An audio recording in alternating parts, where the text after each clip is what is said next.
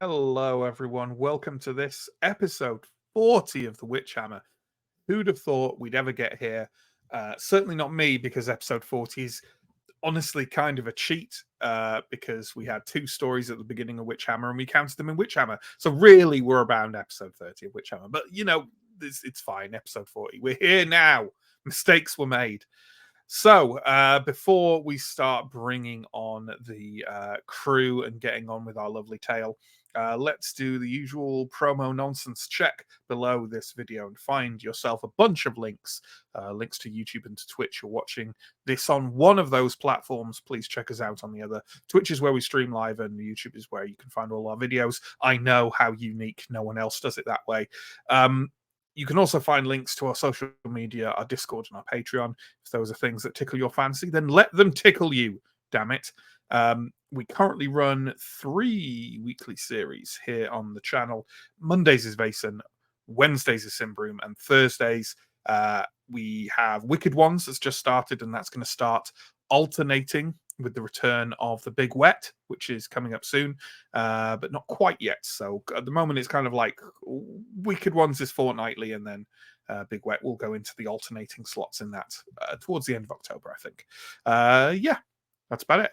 We also run monthly one-shots, although we've been a little lax with them recently, but they should return at some point soon. Johnny Space Thulu has had to be pushed back, so that'll probably happen maybe sometime in October, I would imagine, and I'll try and get something off the ground sometime soon as well. And yeah, we'll just see. We've had bad luck with one-shots this year, but it's all fine. It's all fine. Don't worry about it.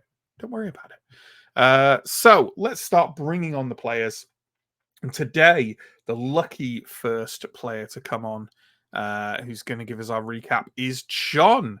And John is going to walk us through all the events of the Witch Hammer from the perspective of Sir Arendar, last surviving noble of House Dar, fencer, duelist, naive adventurer. I often also call him cat fancier, but John thinks that's weird. You do know that fancier just means likes cat, like owns I know cats. that that's one of the interpretations of that word, yes. Well, yeah, sure. Okay, John, give us a massively in depth. Please don't give us a massively in depth one. Give us a summary, a nice summary of the events of the Witch Hammer to date. So, from our starting point of the Plateau of Karvosti, which we ended up on for mostly unrelated reasons, we have found ourselves hot on the trail of a treasure hunter called Elmendra, who it is rumored has found a path to the lost city of Symbar. We have been caught up in this partly through our own gullible willingness to be caught up in to say yes when people ask for help, and partly through an old-fashioned lust for gold.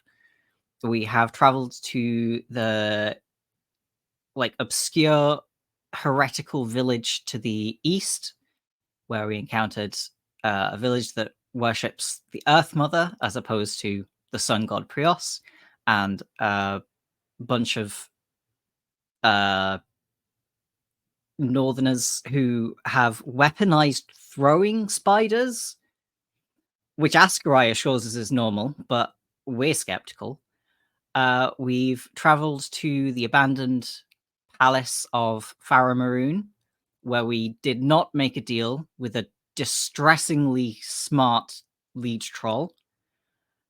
And we wandered across or wandered through the Sun Temple archaeology site right after a massacre of the Sun Temple's former Templars, who have now split off from the church, gone rogue, and are calling themselves the Knights of the Dead. Knights of the Dead God? Knights of the Dead Sun. The Knights of the Dying Sun is what the Templars were already called. The Knights of Dead Prios is what they're called now. We managed to make it back to Karvosti just in time to witness all of the other Ambrians be very politely evicted. And now we are heading over to the west, to the Zarek lands, to try and get to the center of Yepheron Isle, where things are not quite right, and there's a lot of dead things around, and we feel like we're not entirely in the living world anymore, and it's very distressing. Yeah, that's about it. The events that have happened so far. That's pretty much it. So let's wheel out our next player. It's Chris. Chris plays Steo, former infantryman and town guard turned sort of grumbly elderly adventurer with a conscience. Chris, how's Steo doing, and how is he feeling about the final uncovering of the secrets of Yepheron Isle, which seems to be about to happen? Yeah, Steel's actually, we're doomed because Steel thinks we might just make it through this alive, which means TPK is almost guaranteed. So yeah, after breaking the combination quite literally on the scary door, we're now about to go and have a rummage and maybe get some answers. Also, a little bit worrying that he has the spear, which we know nothing about this spear. It has basically no backstory. But one of the things we do know is that it killed a giant frog, and we're now up against what appears to be a giant frog. So I'm cogent and nervous about that. You know how you were talking about tempting a TPK, Chris? Yeah. One of these days, that spear will kill you all. And then it'll have a story. Let's bring on our next player. It's Stephen. Stephen plays Elindra, former Templar novice, turned Baden. Just bad. Wrong. Yeah, well, definitely a more violent type than the rest of the party. She's I like to think that she's the knight of probably not dead Prios. Yeah, just singular. She's the anti-conscience of the group. Or no, the counter-conscience. She's not immoral. She's just morality's fairly low on her list of concerns at points. Yeah, and how is Elindra feeling in the dark underneath Yepheron? So I think she was feeling mostly in her element, like, just incredible danger, terrible foes, inscrutable puzzles. I think she was kind of taking it all in her stride right until the very last moments of last session, when I think she started to realize that we're in much deeper trouble than she had previously considered. Maybe. All right, last player, Sam. Sam plays Askarai, our resident archer, scout, DPS machine. Elindra's not far behind, to be fair. How are you doing, Sam? And how is Askarai? Thrilled that we have a weapon known for killing giant toads. Is that how Askarai is feeling right now? That's his main emotion. Sure. Yeah. I can understand that. So in terms of the last session and how it went, you found yourself in a tunnel underneath Yepheron Isle. You backtracked a bit and kind of found some old traps that you sort of negotiated your way around and or decided to not go any further with. And then you headed back to the door that you found at the end of this tunnel with some kind of like basically keypad next to it. You gave it a go, immediately broke it, or made it kind of lock down. And rather than go out to the surface of the corrupting Isle of Yepheron again and make your way around for another way beyond this door, instead you decided to just fucking blow it up. DeGesto used the last of his explosive powder. You blew the controls on it, or the keypad, or whatever you want to call it. Figured out an easy way to press the buttons. There were only a certain number of combinations that you could try. The door opened. All of this happened in the backdrop of you also being attacked at the same time by some of the Yefron wraiths. But yeah, it's weirdly describing it now. Not much happened, but it's certainly. But we had a lot of conversations about what to do as well. So there we go. Okay then, and we found ourselves going beyond the doorway into first a sort of basement chamber with stairs and a trapdoor far above that seemed to lead up to some other building on the surface of the isle. There's not many candidates that it could be, and like, you know, you're not exactly sure where you're beneath right now, but you'd probably be fairly surprised if it didn't lead up to the ziggurat. And then past that, a sort of large cave, which, unless anyone objects, I will just describe again in the same way we left it last time. So we have our context. So you found yourself in an almost circular cave, approximately 100 meters in diameter, bordering on an underground pond. The cave walls and ceiling, as well as the bottom of the pond, are covered with blue and green shimmering algae that provide enough light for you to see clearly. The air is very humid, which explains why large parts of the ground are overgrown with lush, dark green moss. Between you and a somewhat foreboding figure I'll describe in a second are four extremely well sculpted statues of black and silver standing in a half circle, each on a plinth of granite. And beyond that, in the sort of northeast part of the chamber, on a bed of emerald moss, lies an enormous toad-like creature, about 10 meters long from nose to tail and nearly 4 meters tall, even while lying flat on the ground. Their reddish skin looks almost black in the green shimmering light, and the slow movements of the creature's body show that it is breathing. And that is where we pick up. Assuming that we've all seen this thing, Mm-hmm. I think Alindra's first instinct is going to be to very quietly turn around and leave. And sort of retire to the chamber next door. I think Asper will probably go with her, but before we leave, can we see this toad's eyes? Are the eyes open? Why don't you give me a vigilant roll? Okay. I need a 16 or less. That's a 14, so I just make it. The toad's eyes look very firmly closed. Okay. It's kind of facing the water, so like its face is at the opposite end of where you came in, if that makes sense. You're seeing its right flank primarily. Okay. I think Asper will follow Alindra retreating out of this room. Sure, absolutely. What was everyone else doing?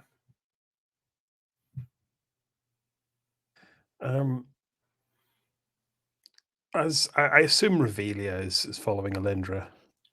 She usually does, yeah. Now, where are we going to pull a mate, you haven't been carrying that with you for the last 6 months on her emergency spare spear, or does she still have it strapped to her backpack? She's got her spare spear, right? We didn't. As she kind of retrieved it from the river, didn't we? Yeah, it got thrown in the river. Gosh darn it. Okay, never mind. So we retrieved it. I've still got it on the character sheet. Whether or not that means I forgot to take it off or we did retrieve it. I think it's more fun if it's left in the river. So I think we should. Okay. I will remove it if that's what the general consensus is. I can't remember. I honestly can't remember whether. Yeah. I thought we sent. I'd like to know how. I'd like to know how what happens next entirely hinges on whether someone has a spare spear, though. You're on mute, Sam. I don't think I meant to. I mean, but we're gonna send Revelia in to just kill this toad on our own. Of course, with this spear is the only solution. A little bit. So Steele's maybe a little bit taken back that everyone seems to be leaving the room, and might just kind of maybe put a hand up and kind of shrug and say, "What's the rush?"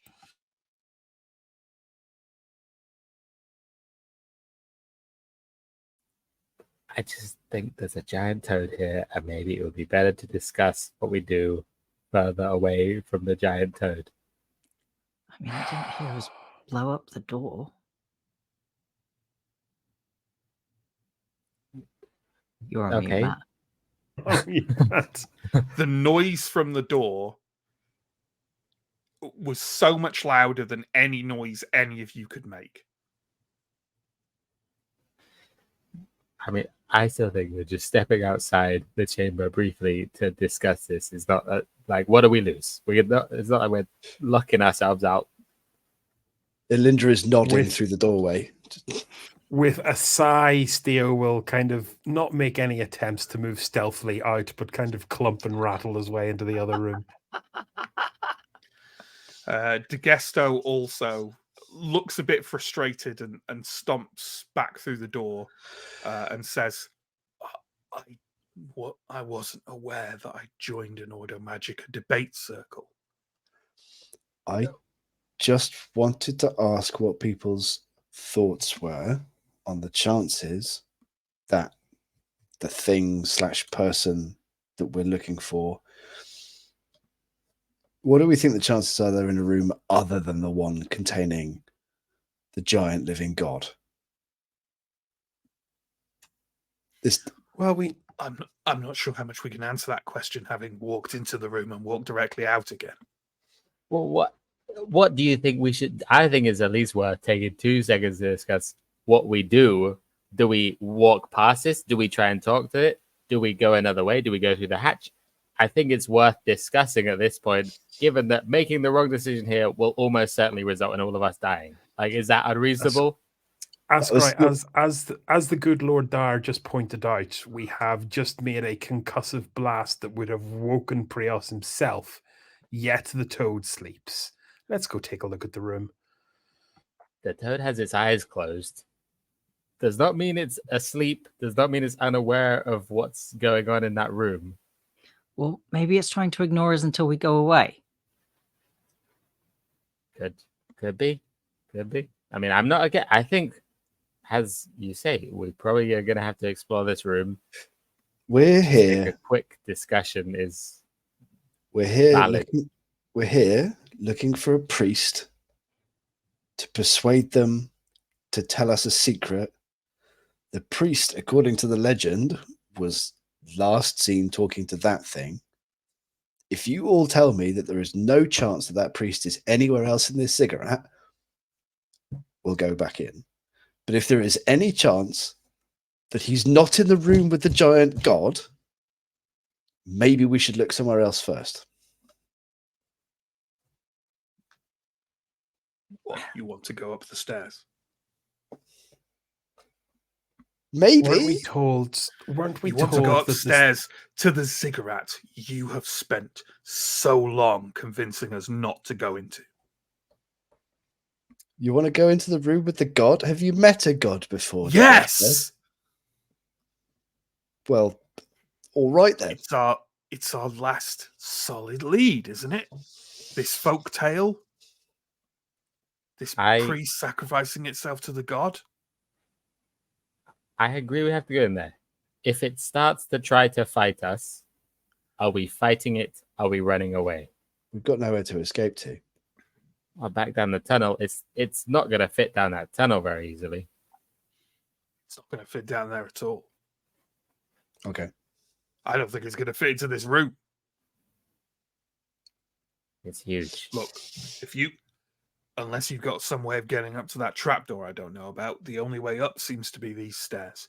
If you want to wander up them and see what's at the top, be my guest. Well, I'll wait here.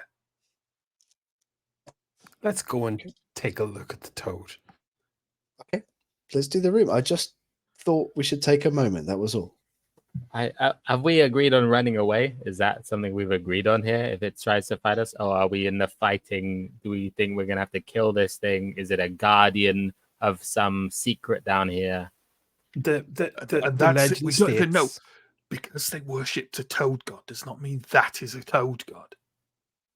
I mean, The I legend agree. It's a states- guardian. I'm just saying, the if we walk in legends- that room and it tries to eat one of us, are we trying to kill it? Are we trying to run away? Let's feel try like that's an talking to it important- first, and then if it makes a strike at us, we'll make a run for it. Okay, we'll see what happens. As long as we're on the same page about running We talk, or fighting. and if the talking doesn't work, we run. We have yes. Okay, good. All right. Gonna do a lap of this toad, I suppose. So you step back into the cave. It's obviously as you left it. Where is this like semicircular statues? Is it kind of along the north wall? It's between you and the toad. So we came in essentially northwest. The toad is in the northeast corner, so it's Correct. they're on the north wall. They're bisecting the top half of the cave. Got you. Can we take a moment, seeing as they're sort of on the way there? Can we take a moment to have a look and see if they bear any semblance? I don't think they do with any of the other iconography we've seen. Yeah, you'll have to, because it's kind of dim in here. You'll have to get a bit close to them to do so, obviously. But yeah, anyone who wants to take a look at these statues, give me a vigilant roll, please. Yes. And can you judge your vigilant roll by normal and also at a -3, and tell me which of them you've succeeded with? Oh, so roll the 20. Oh no. How about Arendar? I rolled a 16, which isn't the worst roll that's happened tonight, but it's not a pass. Okay. Is it reasonable to say that Anton would have had a look?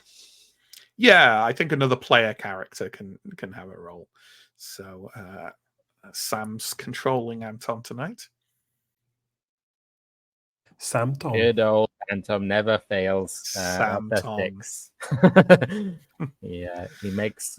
I think both of them. Must make both of them. Okay. So Anton takes a kind of couple of steps closer to them.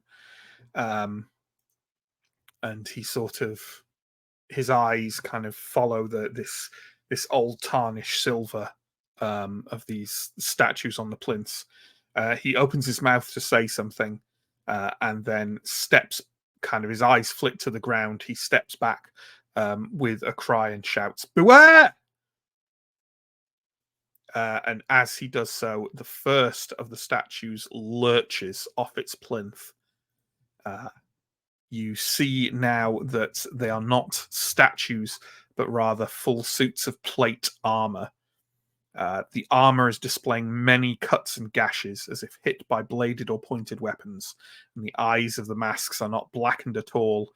On the contrary, they seem meticulously polished globes of ice. As the first one steps down off the plinth, you can also see that.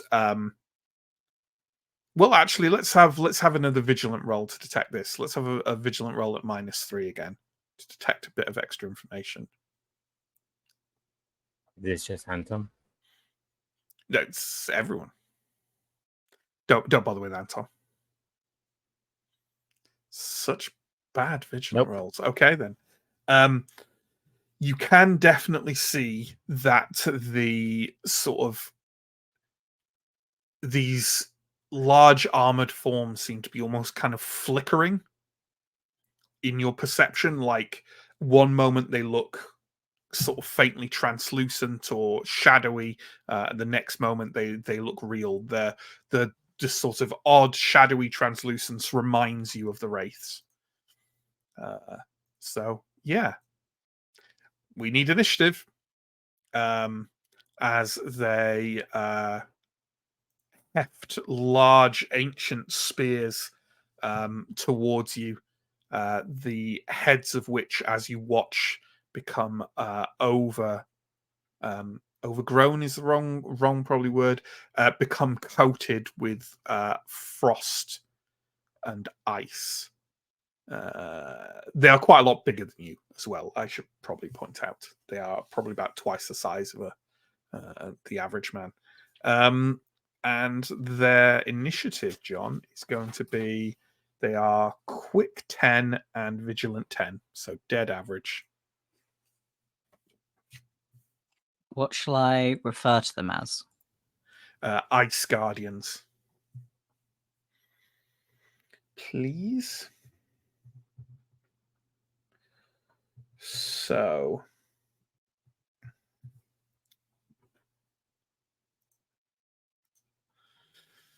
Yeah. I mean, it's going to be Askarai first, isn't it? I have worked up the stats for Malamai now, and he is fast, but I don't think he's going to be faster than. He's second. He's second. There we go. Askarai, I wonder what you're doing. Askarai, he's gonna move. I mean, backward, away from these things in whatever direction that he can move. Away from them, and it's going to take an armor-piercing shot at the closest one, and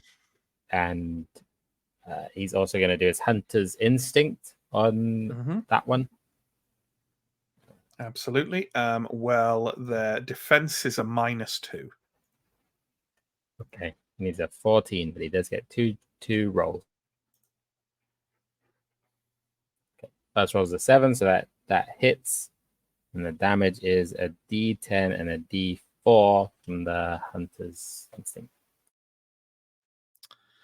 Oh, I just noticed. So sorry, I'm just mildly confused where something came from there.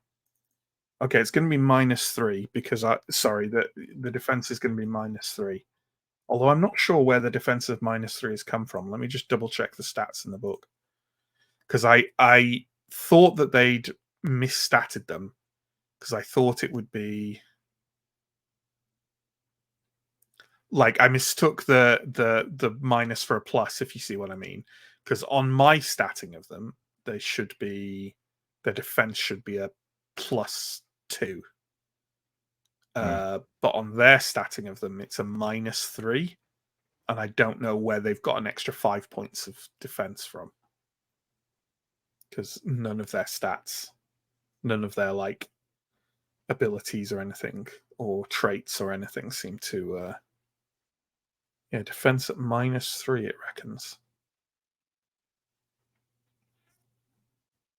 Should be a +3. Because a +3 defense is better for you, right? Yeah. Okay, I'll take the stats in the book, whatever, in that case. So at a -3. In any case, Askarai has done the minimal damage, which is a 3 damage. Which is a 3. But it does pierce armor. They look like suits of armor. So yes, they do have armor, and of course it pierces them. And I now have to like that. As your arrow slams into the tarnished silver, it just seems to impact in and then kind of hang out of the armor, and you can see in some of the joints a sort of gust of shadowy black smokish substance, again quite similar to that of the wraiths on the surface. It definitely seems, if you had to guess, similar to how they seem to somewhat resist the attacks of your weapons. So there we go. And it's Malamai next, and Chris is running Malamai tonight. So, and we got some proper stats for him this time. I think can Malamai just take a 10 on a check to verify that he's seen kind of the fact that they've got weird glowy eyes. I think you mentioned they had. There was Yeah, they've got kind of otherworldliness like about their eyes. like polished ice. So Malamai's going to kind of take. He's kind of in the middle of the group. He didn't run in front of everyone, but he's going to take a look and kind of cock his head, somewhat maybe thinking of something, and then very carefully draw his bow and arrow and take exceptionally tight aim, and he's going to attempt a trick shot. Yes, because he has trick archery, and it's no different from any other attack, other than it requires a combat action and a movement action to do. And then you can just roll his accurate against a -3. Again, I don't know, because all the monster stats in the Symbaroum books are like calculated. Like you should be able to see where the stats come from by the combination of abilities and traits. But I really cannot see where this defense -3 comes from, because it should be +2. But I'm not going to complain. I'm just going to take it. That is just a fail, because his accurate is 14, so I needed 13, 12, 11 or better. Okay, sure. Okay, Alindra. Alindra is not going to attack this turn. She is going to draw her sword and activate the Revenant Strike. Mm-hmm. And I guess just that doesn't need a resolute roll, does it? It's just a temporary corruption. It's D4 temporary corruption, and it takes an action to do it, which is why she's not attacking. For the record, I take 1 temporary corruption, which does not put me over my. Yeah.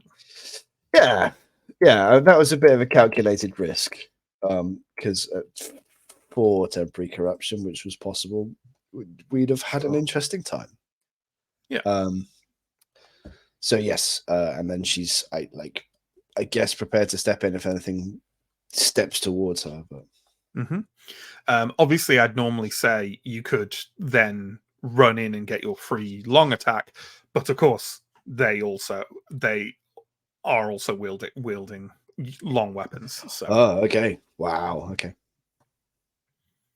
yeah, I hadn't considered that I could move and get the free attack anyway, but yes, if they've got long as well, then it's not applicable. They do, and not only do they have long weapons, they also have polearm mastery. So it does feel quite a lot like that defense should be a plus number given the size of them.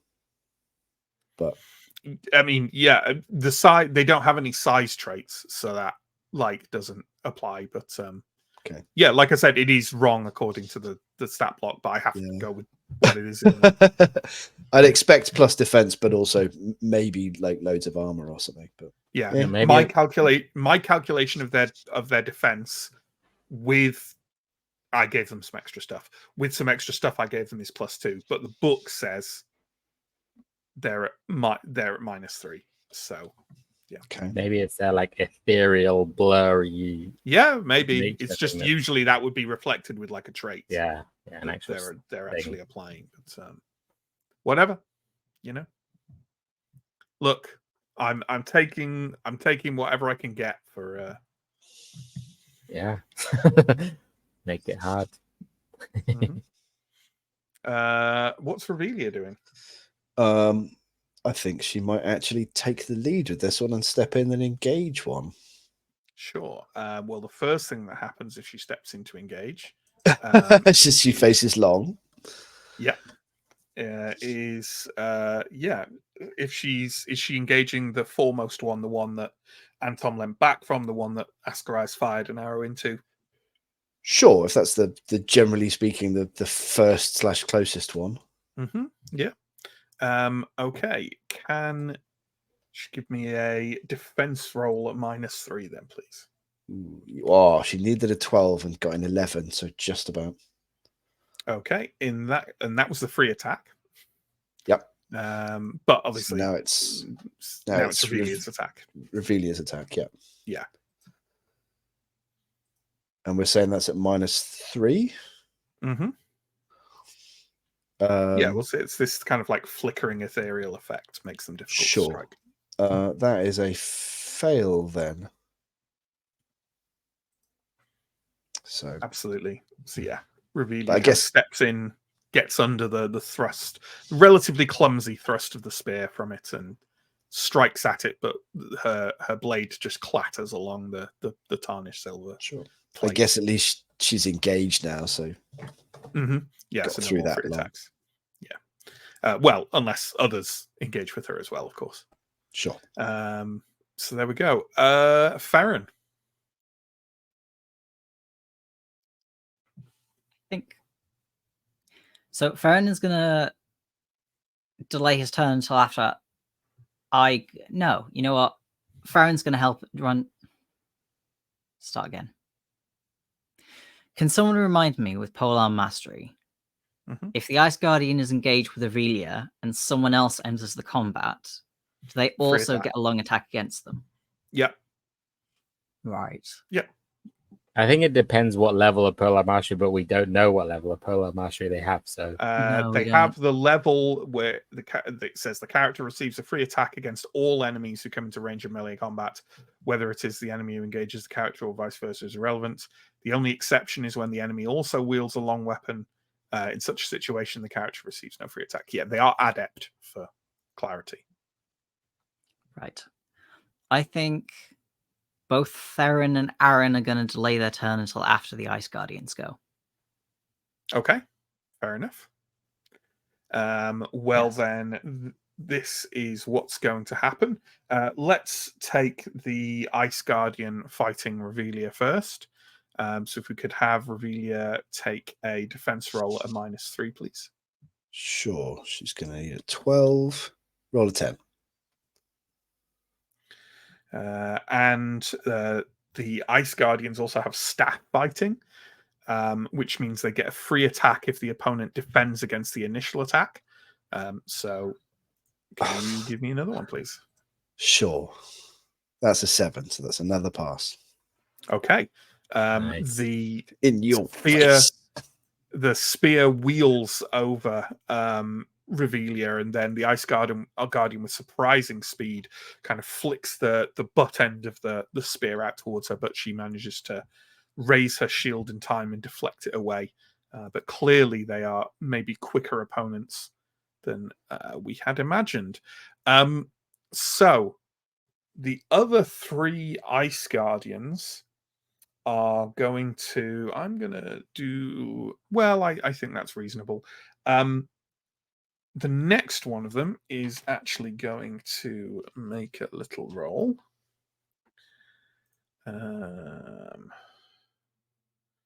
They've got that. Yes. Okay. Do it twice. Okay. And I think... Yeah, that will do. Or do we want to do it again? No, let's do it again. I think this makes sense. Aha! Okay. So the first thing that happens is that 3 of you, Elindra, Aaron, and Steo, start to feel a tremendous cold on the soles of your feet. Okay. Would it be safe to say that your kind of initial reaction to this would be to try and move away from where you are? Like a kind of gut reaction, do we feel? Yeah. Well, 2 of you are fast enough to do that. And by that, I mean 2 of the Ice Guardians flub their rolls. Arendar and Steo, you manage to move away. It's like your feet sort of skid slightly on ice forming, instantly killing the moss at the sort of underfoot in those areas as you kind of skip away from this sort of weirdly clustering ice that suddenly forms where you're standing. Elindra, you are not fast enough. Maybe your heavy boots meant you felt it later. You are now encased in ice up to your like halfway up your shins. Your feet do not appear to be moving. And Okay. you get a roll to see if you can break free on their next turn. Sure. On top of as well as actions, or well, presumably have to pass that before I can do any movement. I mean, you won't get an action on their turn, no. Yeah. No, okay. Yeah. I'm so you can't confused. move on. You will get a roll to see if you can break free on their next turn. On the Ice Guardians next turn. Correct. Okay. Got it. But the other three of them, I've just realized, because they did that action, but they can still move, which means they can get their free attacks by engaging. So I am going to say that one of each of them is going to move towards Arindar and Steo, and the other one is going to move towards, I don't know. Let's randomize it, shall we? I mean, it won't be Alindra because that would be stupid. So let's see if one of them moves towards Ascarai, Malamai, or Degesto. That seems to be, or Anton. The other one is moving towards Malamai. So with that in mind, Arindar, and it may regret this, roll your defense for your for the long, please, which is going to be a -3.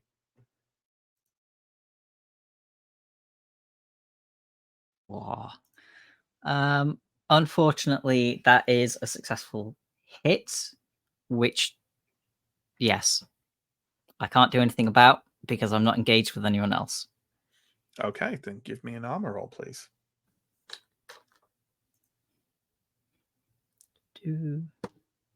That's 3. Okay. The spear jabs out at you and kind of like, it doesn't pierce you. What it does is slice across your side, and you feel a kind of trace of blood and pain appear across your ribs. Take 2 toughness, please.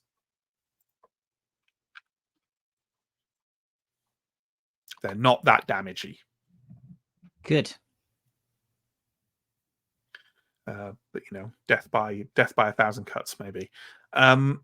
Steo, neither of you gets a free attack, so no free attack on you. But you are now engaged with one of them.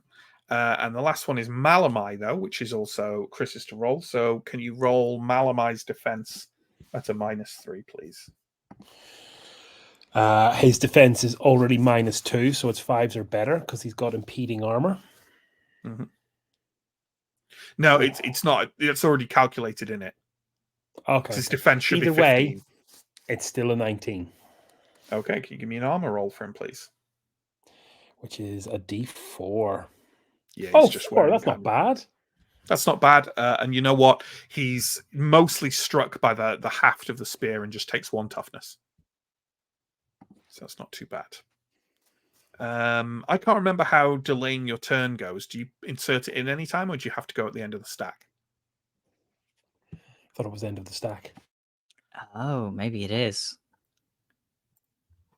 Let me check. I'm happy to go at the end of the stack. It's probably on our cheat sheet. Do I not have initiative on the cheat sheet? Yes, I do. No, you can choose what point you go into the initiative order, but you are at that point for the rest of the combat. Oh. Okay. In that case, I will shift myself and Farron to after the Ice Guardians. Okay. Well, do you want to go now then? Yes. You are engaged. Farron will go first and... Ooh. Yes, Farron will go first and try and engage, which means he has a long attack against him. Mm-hmm. Yeah. So that's defense at -3, please. It's normally 13, so 10. Which is a fail, but only just, and he has no armor.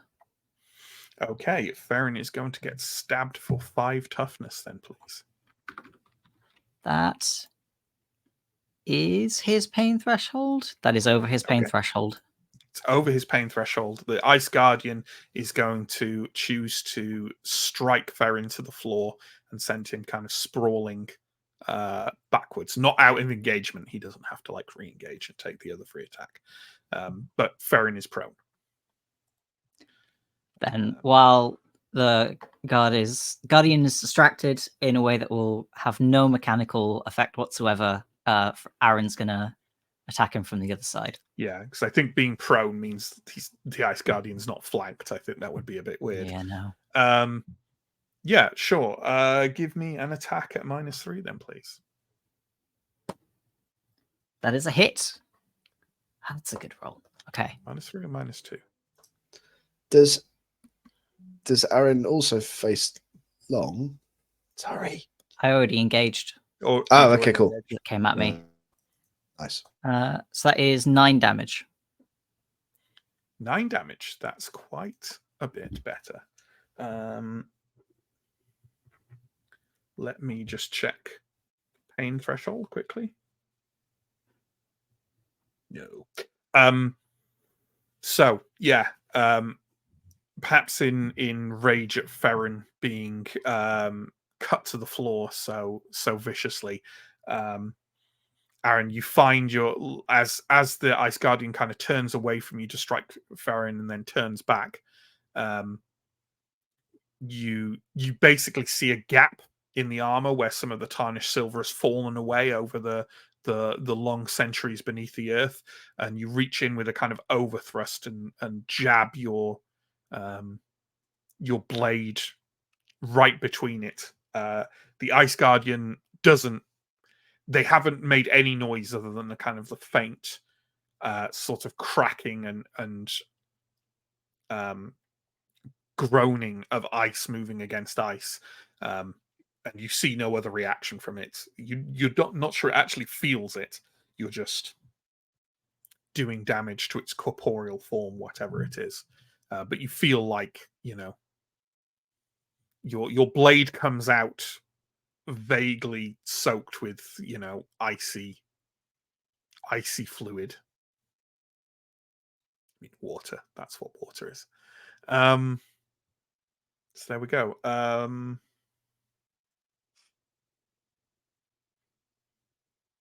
Yeah, as people pointed out in the private chat, that characters are meant to pick what whether it's going prone or a free attack, but yeah, we would have chosen that anyway, right? So that Ferrin didn't just get like killed by an Ice Guardian. So there we go. Stio, you already engaged.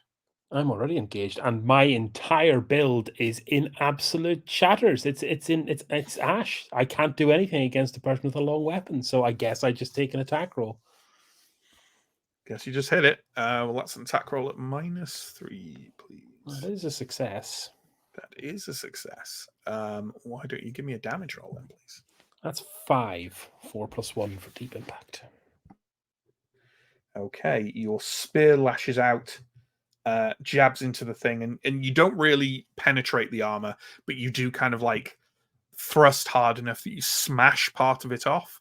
Kind of one of the plates on the upper arm just kind of crumples and falls away, to reveal a arm composed entirely of highly frosted ice, over which is sort of coruscating a dark, shadowy blackness reminiscent of the Yepheron wraiths.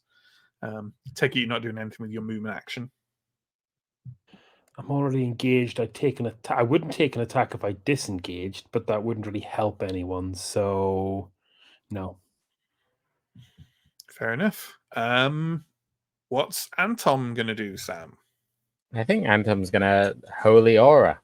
Seems like these are similar wraithy type things, so that makes sense to me. No, yeah, it's very logical. I think he needs his Resolute. I think is his best. Let me find him. Yeah, his Resolute is 15, so he needs to roll against that. It's a 15 or less. That's a 20. Classic Anton. Yeah, and Tom is chanting the holy name of Prios, his invocations to his sun god, but nothing seems to be happening. You are quite a long way from the sun down here, it feels like. So maybe it's just going to take a bit of extra time for Prios to answer those prayers. Yeah. Tom continues chanting desperately, hoping that at some point this works. Absolutely.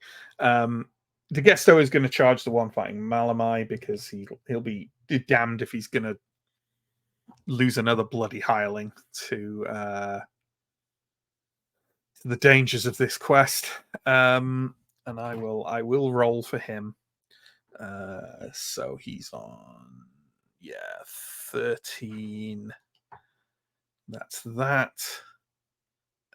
So yeah, he swings but does not connect with the his rather hefty fire tube.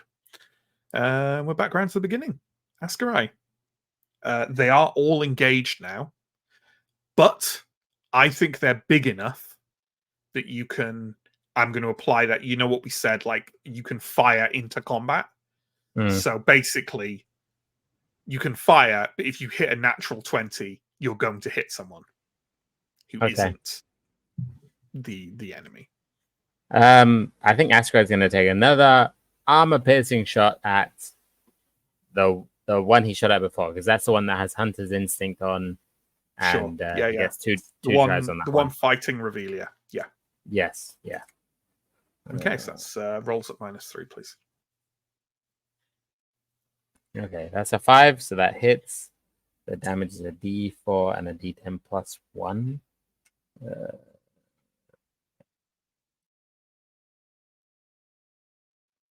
Which is 8 damage. Okay. Again, your arrow thunks in this time to maybe to like where roughly the neck would be if the creature has a neck, and you're like I said, Tam, you can't really tell if these things feel what you're doing to them or not. But for what it's worth, there's an arrow thoroughly embedded into what passes for this thing's neck. So, yeah. Nice. Feels better than having to fight one in melee combat. So Ascarai's, even if it's not hurting him, Ascarai's like, yeah, I'm doing something. At least I don't have to get stabbed by a spear. Absolutely. I've just realized that I've been massively. Hang on. Oh. Never mind. We'll go with what I've done. It's fine. I haven't been counting their armor at all. But I think armor and we'll talk about it afterwards, but it's fine. Okay. For what it's worth, these are Ascarai is doing armor piercing shots. That's that's fine. But for the purposes of other people, I think like I've combined in trying to make them harder, I've combined two things which combo together insanely powerfully, but I forgot to apply one of them. So it's fine. And we'll just run with that. Okay. Let's go with Malamai, who is now engaged and fighting one of them in close combat. Oh yeah, I forgot about that. And is flanking.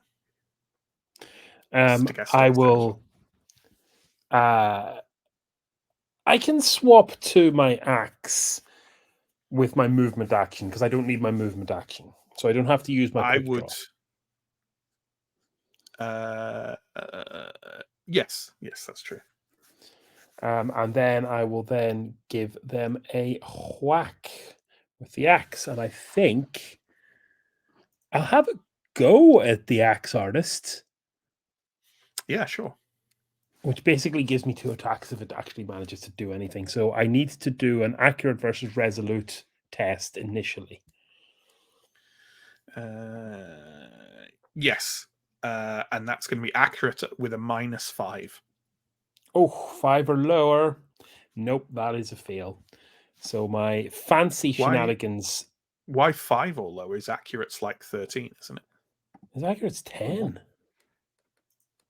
No, his accurate's 14. You're right. His accurate's 14. Anyway, yeah, no, but that's still not good enough, unfortunately, because it was a 13. But he Okay. does get his normal attack, which is. I don't think he does. Does he not? No, the axe artist, that ability is active, so he has to try. Oh, you're and right. do You that. are 100% right. Yeah. Basically, it's an attack that does less damage, and then if it succeeds, he also does a full damage attack. Yeah. but, Well, yeah. That's Malamai. Yeah, he kind of leans in with the base of the axe and kind of reaches up and smashes it into the side of the helmet in a blow which you're fairly sure to a human or any number of other humanoid creatures would leave it stunned and reeling and open for another attack. The Ice Guardian doesn't seem to register it at all and just kind of carries on swinging and stabbing with its spear. Elindra, anything you want to do? Rooted to the spot, not engaged in combat. Not really. I mean, she has no range stuff. She's not able to free her feet. I don't think she's got a choice really. Snarky comments, perhaps. Sure. Are we supposed to talk to these? Are we? Good turn, everyone. Good turn. Okay. Right. So Revelia Revelia, yeah. is engaged, right? Mm-hmm. So that's an attack at -3. Yeah, she was a 4. Yeah, that's a hit. Okay. And she's doing D10 just now. 8. Okay. Not bad. She batters away the thing's spear and thrusts between the plates clad onto the icy body. And you definitely hear the sound of something shattering away from it. So she is dealing damage. Nice. But now we're on the Ice Guardian's turn, and let's just deal with its strike back at her, shall we? Sure. So that is an attack at -3, please. There's a defense roll at -3. Yeah, she passes Correct. that. Okay. She's nimble. Next is Arendar. Okay. Target of 11. And I rolled a 6. So that is a success. And that means I know you they get a second. But They do I do get a second riposte attack. first? Yeah, I was gonna. Well, let's deal with Revelia's first, because otherwise we'll forget, right? So just take The defense roll. Yeah, please. That is just a pass. So Okay. I'm going to say that they're. Oh, that's a good question.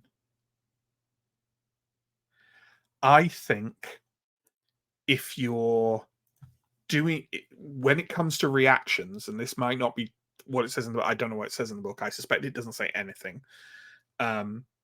If there are multiple reactions lined up after an action, I would say the reactions of the individual doing the action happen first.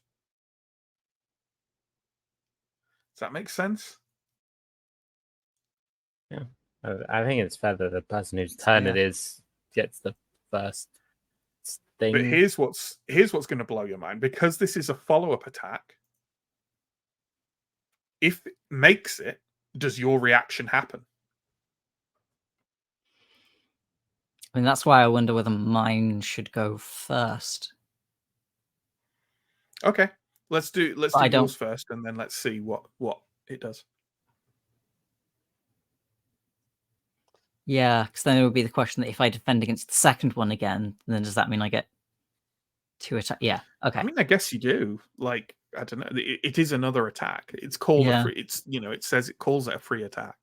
yeah, I feel like reactions just kind of insert themselves immediately into the sequence of events, right? Like if something happens that triggers a reaction. Yeah, but reaction- its free attack. reactions. But its free attack is also a reaction. Yeah. I see. Yeah, I Yeah. know. Don't know them. Yeah, go for it though. Okay. So -3, target 13, which is a 12, which is success, and 11 damage. Okay. It's the opposite question now, isn't it? Does it get its second attack if Aaron's killed it? He hasn't, so fortunately, we don't have to try and answer that question. Pump that into the long grass. I'm guessing I didn't cross its pain threshold either. I think you met its pain threshold. That's fine. Yes. So can you give me another defense roll now, please? At -3. Target of 11 again. I rolled a 10, so success. Okay. And I guess you get another attack. Yep. Which I hit with 6 damage. Okay. So now I have to narrate that series of events. So basically what happens is the Ice Guardian levels its spear and thunders towards you. Perhaps, you're seeming a little bit rash and compromised after your furious attack against it, seeing your cat go sprawling. And as it kind of comes for you, you put one hand on the haft of the spear.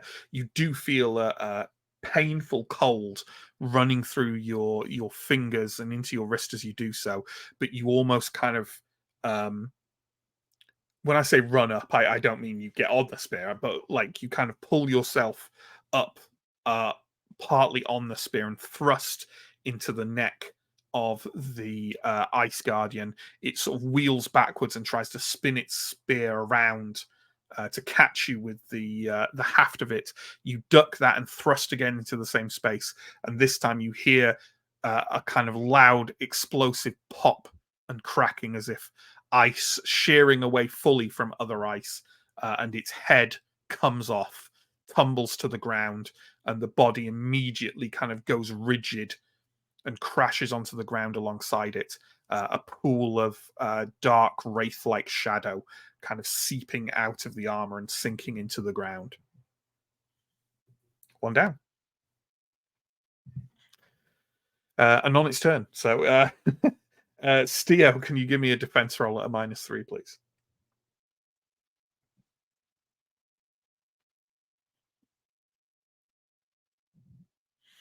Okay, then can you give me an armor roll, please? So hang on a minute. Hang on a minute. Steve's armor's not D4. Steve's armor's D10.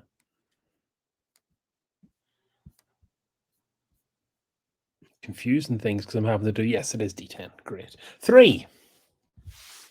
Okay, in that case, the frosted tip of the spear kind of slams directly into your breastplate. You feel it, part of it crumple and kind of fold painfully into the flesh and skin of your chest. Take 2 toughness, please. Ouch. And then can you make a defense roll for Malamai as well, please, at -3? So that is. Oh, that's no, not a chance. Okay, and an armor roll? 3. Okay. This time he manages to sort of dodge aside from the blow less, and you kind of everyone can see he's taken a sort of slicing cut along his collarbone, which would be 2 toughness, please. What is Farron doing? Before we move on to Farron, did Alindra get her escape roll? Oh, no, but she does now. Can you give me a strong roll at -5, please, Alindra? Yeah, I need a 10. Oh, I roll a 15. Yeah,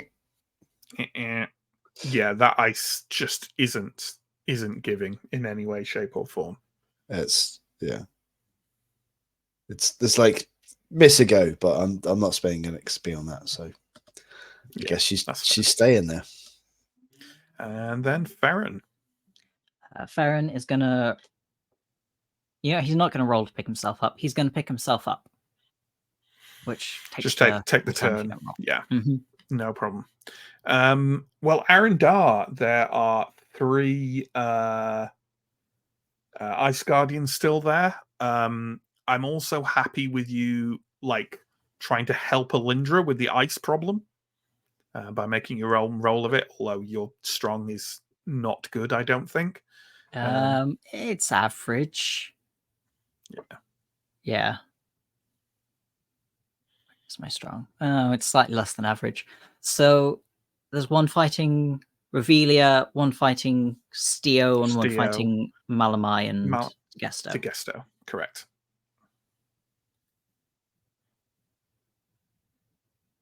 I'm gonna try and help Alindra, I think.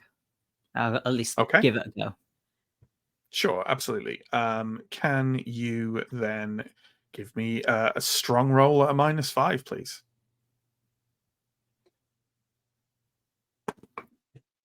No. No, yeah, you're kind of. I imagine you kind of like trying to batter away with like the the guards of your. I think I'm Just using my kicks really hard carrying at the dagger as shins. an ice pick. Right, sure, yeah, Trying it's not chipping to off. stab Alindra. It's chipping off in kind of sub-drink, like sub-ice cube type bits, So there's not much to that. Steo.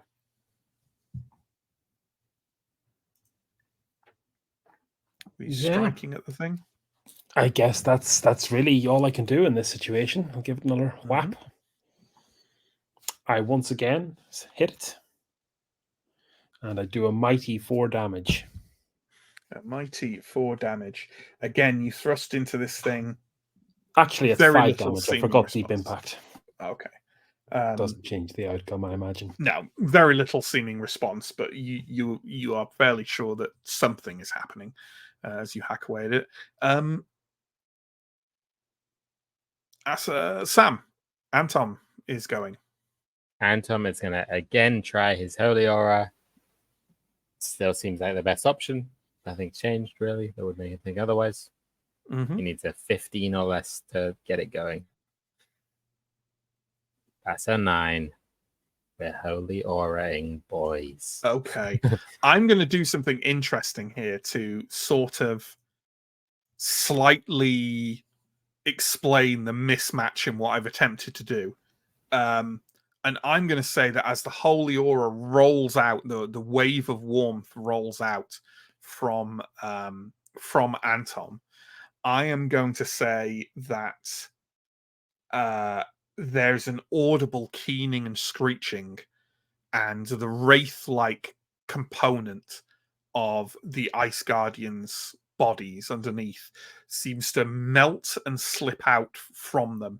They don't seem to react in any particular way. They're still moving, they're still fighting, but these, whatever wraithly part of them was helping them or whatever it was doing, is now bleeding away and dissipating on the floor. The flickering of their bodies stops, which is my way of saying they're switching from spirit form to armor. Because those are the two things. They had armor in the book, and I gave them spirit form, and I didn't think, like, I realized I wasn't applying it to your hit rolls, and I was like, oh no, but that's horrible. Like, because it halves your attack damage, and then to apply the armor on top of it. Like, and I don't think anything in the books has armor and spirit form, probably for precisely that reason. So that's fine. The wraiths that were like living alongside them have gone. So now the spirit form has gone. So now they're in armor. Fixed. All good. They take 1d8 damage, ignoring armor. Oh no, okay. So for a start, the wraiths have been destroyed or dissipated. Okay. The thing that the Ice Guardians does not take damage from Holy Aura. Okay, fair enough. But I decided to have an effect by having this wraithly component be dissipated, right? Because I believe it affects undead and abominations, right? Yes, that is correct. Yeah, they are neither. They are neither of those things. But every friendly person can heal, right? Yeah, 1d4 toughness every friendly person can get. And is that listed as every friendly? Because I remember reading it at one point and going like, I think it's just every living thing that isn't an abomination or undead. Require think there's a living thing that you can creatures heal exclude. 1d4 of toughness. Living creatures. Living creatures. I'm going to say these things aren't living creatures. If anyone's interested, the type of thing they are is elemental. Okay. I'm going to say isn't a living creature. I don't know. Yeah, seems fair.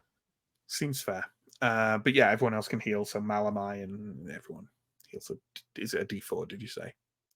Yep, 1d4. Okay, we're on to DeGesto's turn. He's going to roll again. Ooh. And this time he rolls a 1. For a lovely, lovely perfect hit. And it's already being flanked. So that's an extra 2 damage plus 3. So that's going to be an extra 5 on top of what he already does. Which is 8. So that's a 13 modified by now by its armor. So that's an 8, which takes it over its pain threshold. You better believe that DeGesto is going to choose to hit again. So let's see if he does it. I think he does hit again. What's it? A -3. And he hits again.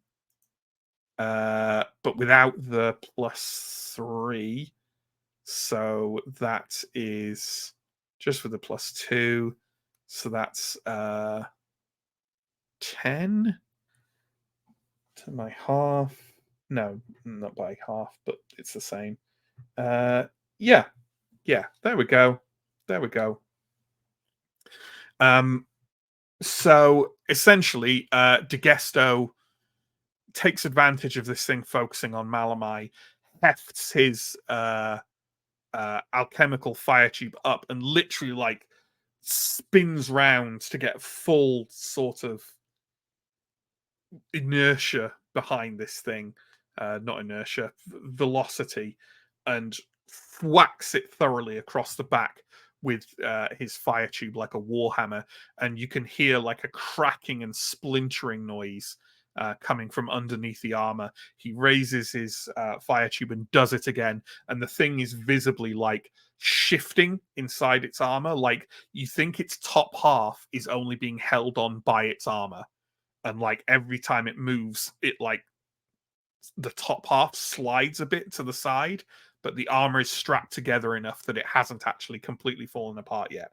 But the one fighting Malamai and DeGesto seems to be very much on its last legs. Ascarai. The one I've been shooting at, Revelia's one, is that still okay? Is that still alive? Yep. Okay, I'm gonna take another shot at that one. So what I got Hunter's Instinct on. I think that's to me. And this is armor piercing, right? Yes, armor piercing. Yeah. I rolled an 8, so that hits, and the damage is a D10 and a D4 plus 1.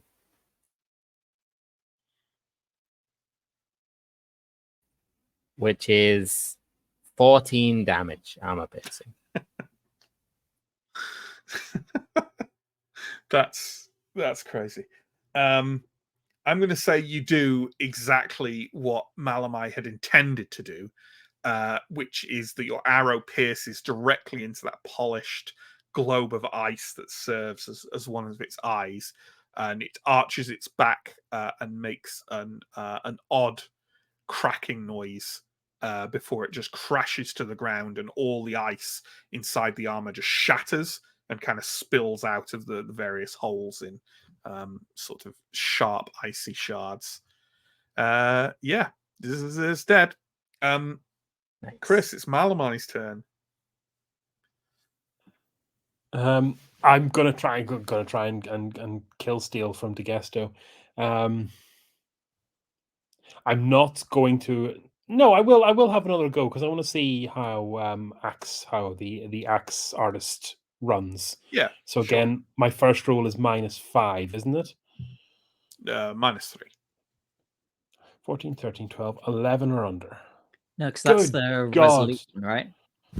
Yeah, it's the resolute one. But 14 would not pass anything, so it's Whoa, what? academic. To get axe artist to work is accurate versus resolute. But it doesn't matter Oh, is because it? 14 Is is still not going to cut any mustard whatsoever. Oh, yeah. No but mustard shall be cut. But it would be flanked as well, so it would be a -3. So it would be 11s you'd need. But yeah, Malamai not having any luck against these things. I hesitate to say it because I think he's on the verge of shouting at me. But Stephen, anything with Alindra? No, she's just gonna hang out, really.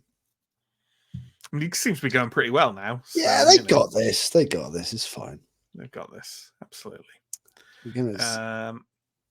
let's say it's Revelia's time to shine, right?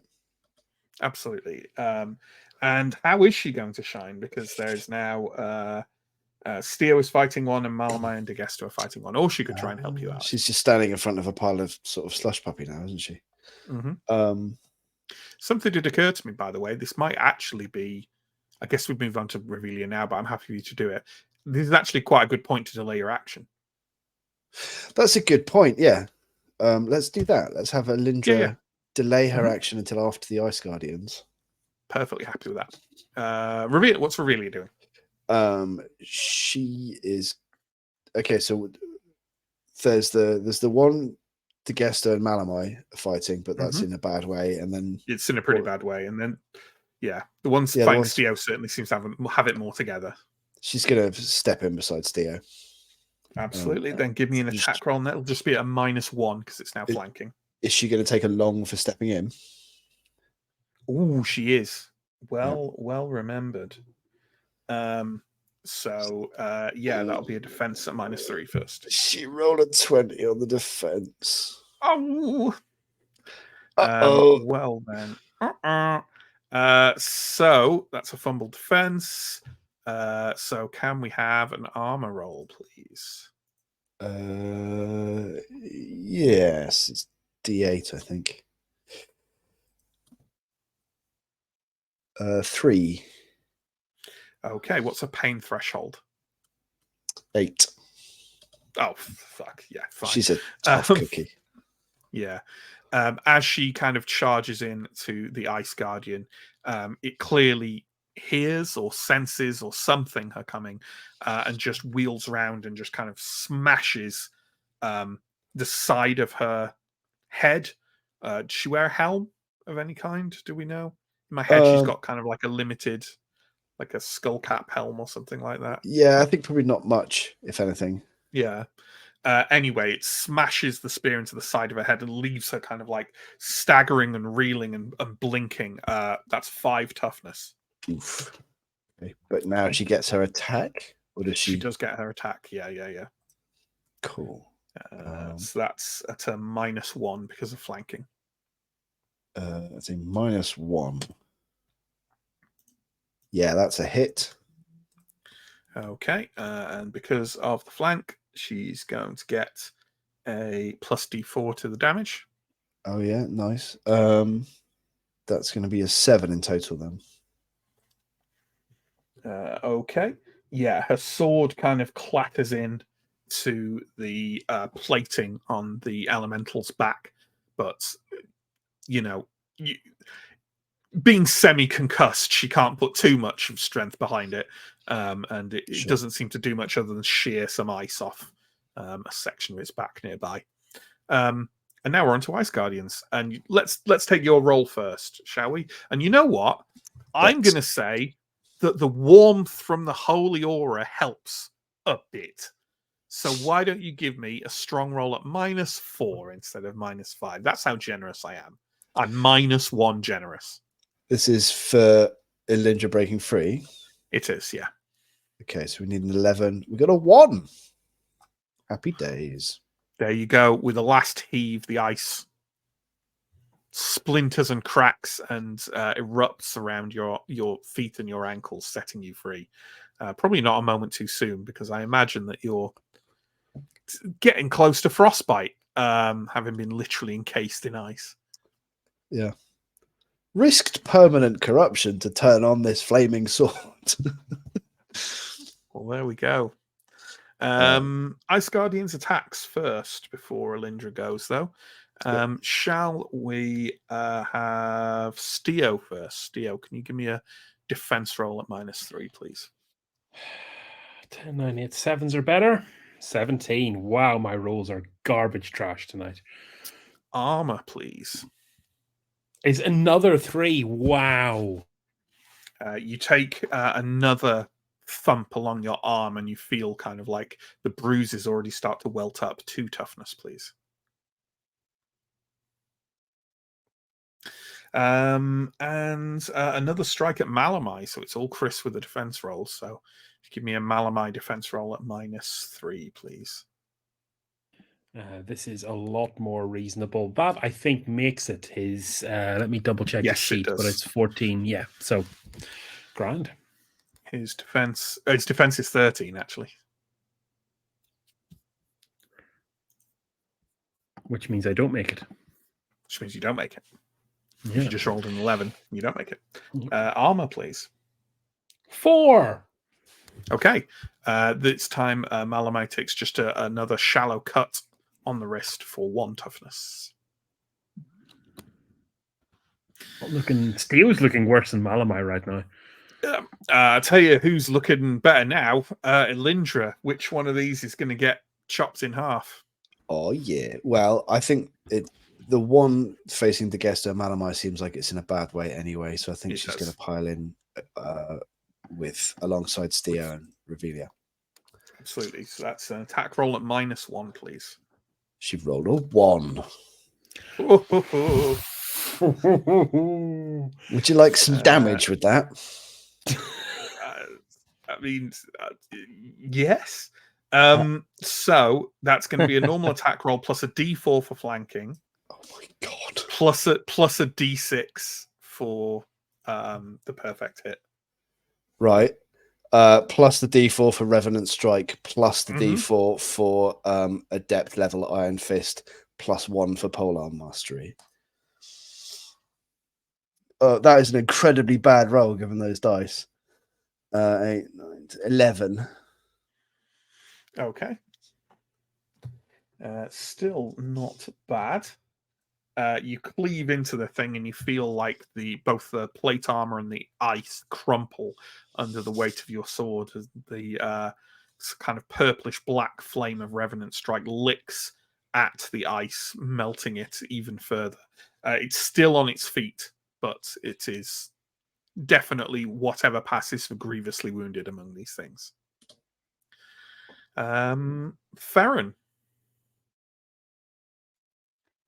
I think Farron's probably gonna charge after the one that Alindra just hit. Sure, absolutely. Well, that's a flank again, so can you give me an attack roll at -1, please? Yes.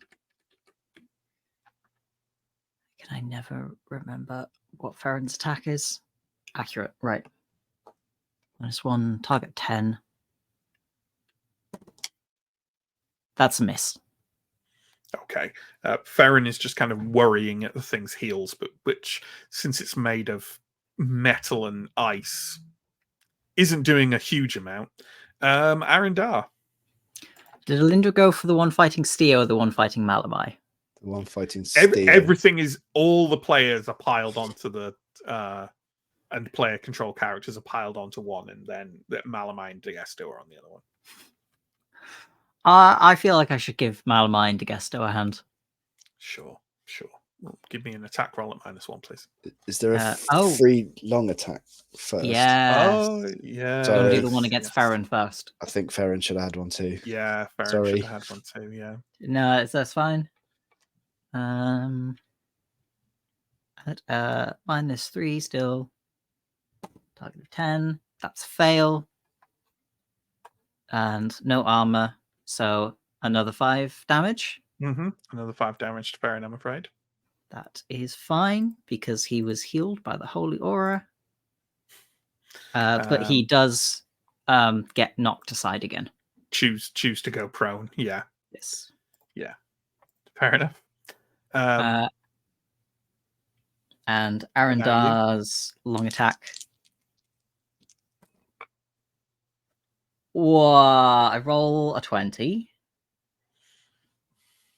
I'm going to take it. Yep, that's fair. So can you give me an armor roll, please? I rolled 8. Okay, well, in that case, your armor exactly meets the damage it was going to do. And you basically manage to kind of like roll along the blade and the shaft of the spear and just about avoid it properly crashing into you. Okay. And I'm going to attack it. And you're going to attack it. Yeah. At a -1. Which is a hit. I rolled an 8. And 5 damage. 5 damage. In that case, your blade fails to get past the plate armor of the Ice Guardian. Steo. Okay, can I roll anything less than a 10 this evening on a D20? Let's have a thwack. Let's see. 2! It's a -1. Yes, there we go. Give me that damage roll, please. That's a mighty 5. Trash garbage. Your spear batters against the thing's armor, but seemingly to no avail. Maybe I should have just left them with the armor from the beginning. It seems to be doing better. What's Anton up to? Is he trying to maintain the holy aura? It doesn't seem to be doing anything against the elementals. I mean, I think you will make the. Am I right in thinking that he maintains the holy aura like until he fails the roll, but that he could still do other magic rolls, or can he only do another magic roll once the holy aura is gone? He can. Yeah, there's nothing to say he can't maintain multiple things. It's just a question of the temporary corruption in this circumstance. From reading his thing, the blessed shield that he does is like that's not a concentration type thing. Like it just works. No, that's until the just end of turning the- on. Yeah. So I think he doesn't have that much corruption because he only takes 1. So I think he'd try and do a blessed shield on who's been hit a lot. Malamite just- seems to be. Yeah, maybe yeah. maybe Malamai. Sure. Himself Well, and first, Malamai. why don't we roll to see if he maintains holy aura? Yep, very fair, very fair. He needs a 15 or less.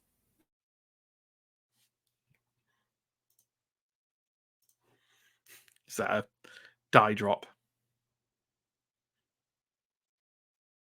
The D20 is not just dropped, but banished into thin floor. Oh my god, When- that's the worst Anton roll so far. Even worse than actual mic rolls. Okay, one second. I'm gonna roll a virtual D20. He rolled a natural 21. Rolled the dice out of this plane of existence.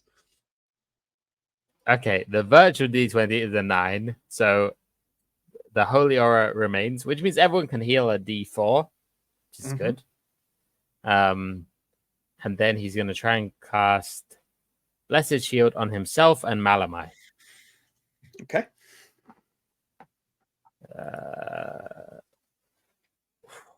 He rolled a 1, which I don't think does anything, but it's still No. impressive.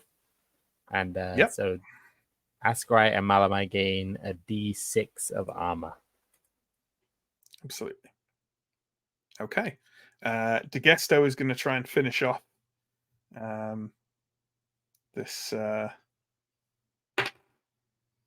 this creature, and he misses. So there we go. Askarai, come on, Save us. come on, roll a 20. Askrai So there's one fighting Malamite and one fighting Revelia is basically the two options. Is that right? I mean, there's 3 people gathered around each of them, but yeah. Those are the main characters. Yeah, the most important people. He's gonna shoot at the one fighting Revelia. Malamite has the blessed shield, so should be safe. Sure. Well, that's an attack at -3 then, please. Okay. He rolls a 9 on his d20. The damage is d10 and a d4 +1, which is 6 armor piercing damage. Okay. The one fighting Elindra and Steo and Revelia, an arrow slams through kind of under. It's got its spear kind of raised up and pointed down to try and skewer Steo, and the arrow goes in the gap under its armpit and seemingly cracks its chest open, which shatters and falls apart, and the armor tumbles to the floor amid the shards. Malamai. Well, have I learned my lesson, or am I going to try once more to proc this axe trick? I think I'm still going to try it. So again, this is versus Resolute. So I think you mentioned before that was -5. Can I give you some advice? Mm-hmm. Axe Artist is of limited use against something that has a lot of armor.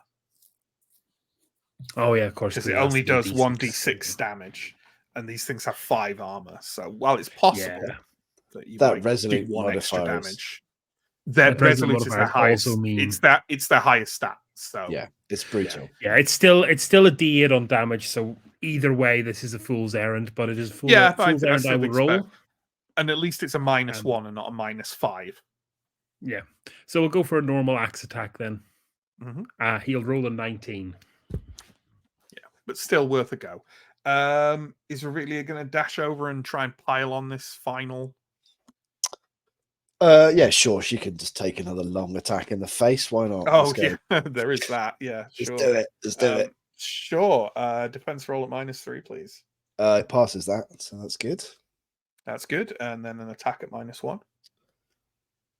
Passes that. So damage is it flanked? It is flanked. So that's what do we get for flanking? D4? Yeah. Cool. 7 in total. 7. Her blade slashes away at its arm and kind of severs some of it doesn't really get to the ice, but some of the armor comes kind of crashing away, and it now has like one arm that's just entirely you could see like the ice rather than the armor. Yes, you understand what I mean. Yes. Okay, well, it's going to I think it might switch targets because it detects the magic protecting Malamai. I think it would be smart enough to do that. And I think it's gonna I think it's gonna strike for Revelia, for the most recent person to strike at it. Sure. So why don't you give me a roll for Revelia at -3, please, a defense roll.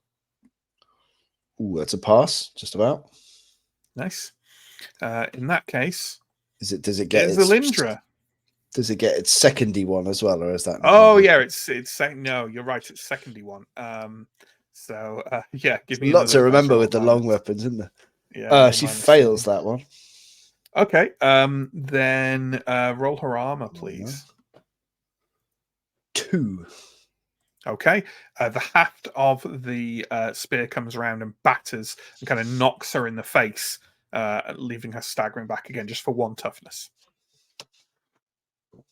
Elindra.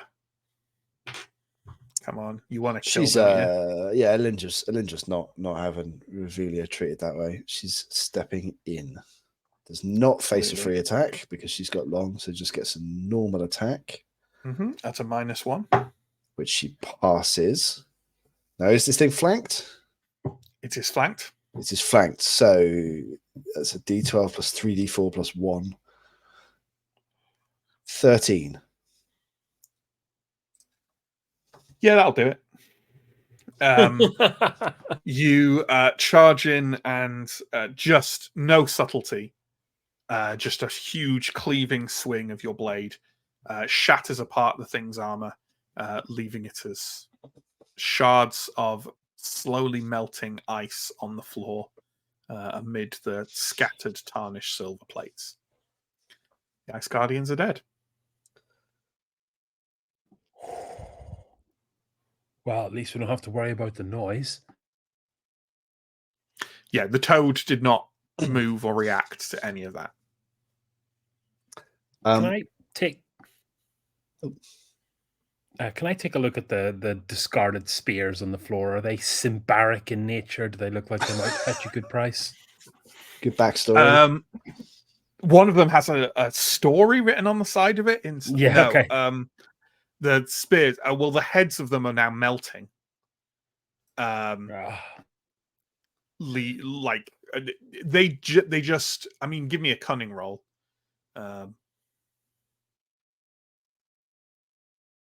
No, you don't know how relatively valuable they are. Tell you what, I wish I was playing D&D tonight. Quick, rules check thing, Matt. The combat has ended, but we're in the same room. Is this the same scene for the purposes of temporary corruption? Okay, it absolutely is. Yeah, cool. And I suppose that also answers the question of are the statues of anyone we know? What, like Earthons or? Yeah, or any of the creatures from the Sun Temple or something like that. Yes, we would hope not. Turns Now out that they we were just murdered them. No, you don't recognize the forms as being iconic of anything in particular.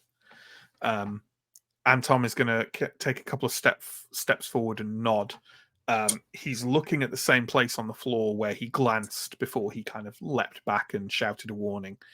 Anyone who looks where he looks will see there seem to be two moss-covered bodies just by the plinth. They seem to be relatively fresh, as in they're not skeletonized or anything like that, but they do have moss growing all over them. So I would like to search one of these bodies to see what is on it, and also how fresh it is, if you can get any kind of Sure, absolutely. Well, give me a cunning roll for that estimation. Okay. You roll an 18, so definitely no cunning on the. No. I mean, they're black cloaks. Okay. I mean, Antom is there who has Medicus and can do CSI stuff as well. It's true. If you want to give a cunning roll for Antom, he can give you a bit of extra information if he succeeds. Okay. Yeah, I think Antom would take a look. Its cunning is 11, so it needs 11 or less. Rolled a 19, so also no. It's difficult to tell with them covered in moss.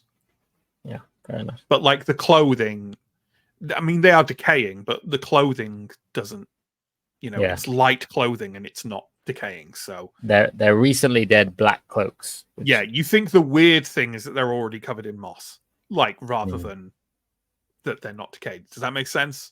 Yeah. You think they're relatively fresh but covered in moss, as opposed to covered in moss but somehow preserved.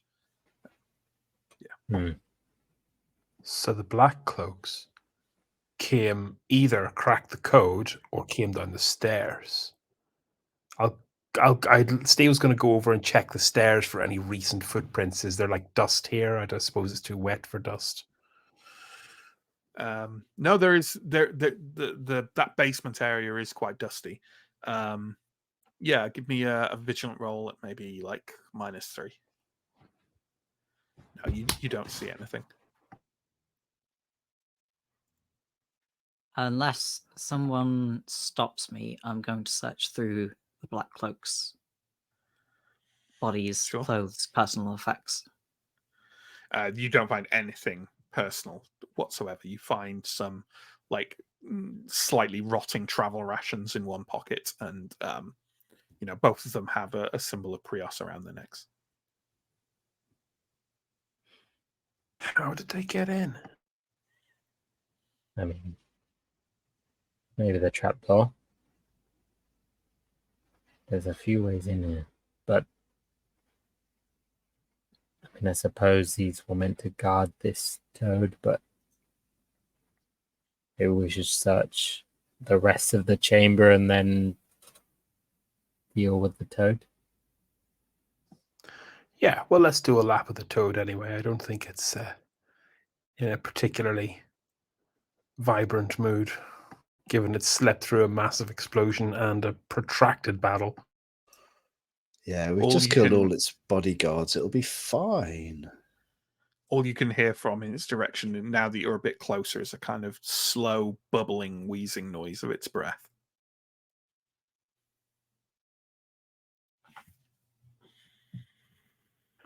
Are we I think approaching I'd like it? to do a lap. Yeah, I'm going to approach. I'll go with Steel. You're just so you're literally just going to walk in a circle around the toad. Is that the Yeah, thinking? we're going to approach it with the intention of doing a lap of it. Okay. Seeing what's around the room. It's quite close to a wall. Like, to get around the other flank of it and go past it, you can absolutely do it. There is room between it and the cavern wall, but only about 10 feet. So you'd be quite close to it, would be the only thing. But it's up to you if you want to do that. I suppose if I get close and realize that there's no like reliefs or inscriptions on the wall that might give us some more information about this creature, then I suppose there's no point. Maybe just check out both its sides to double verify. Okay. So you're kind of approaching it, but warily at something of a distance and maybe kind of like going around it. Okay. Is there anyone not doing this?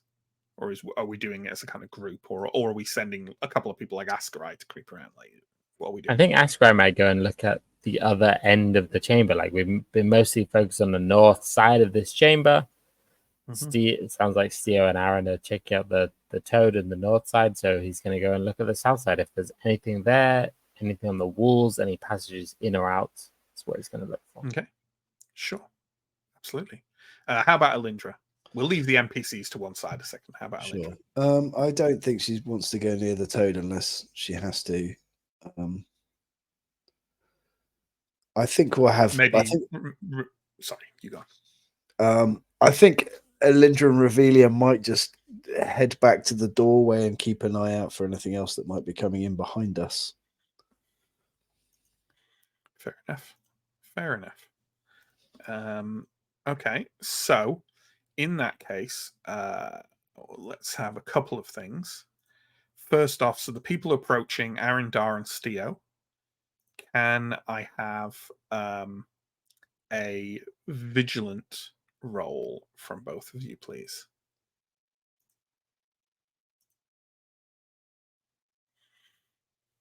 No. Okay. In that case, this is the main thing you notice. As soon as you get within, maybe like 20 feet or so of the toad,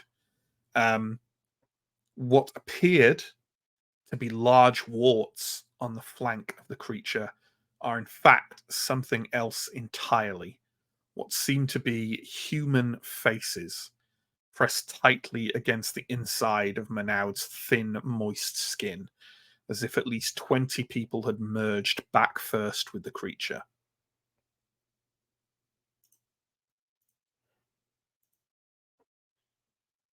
Okay. That's pretty grim.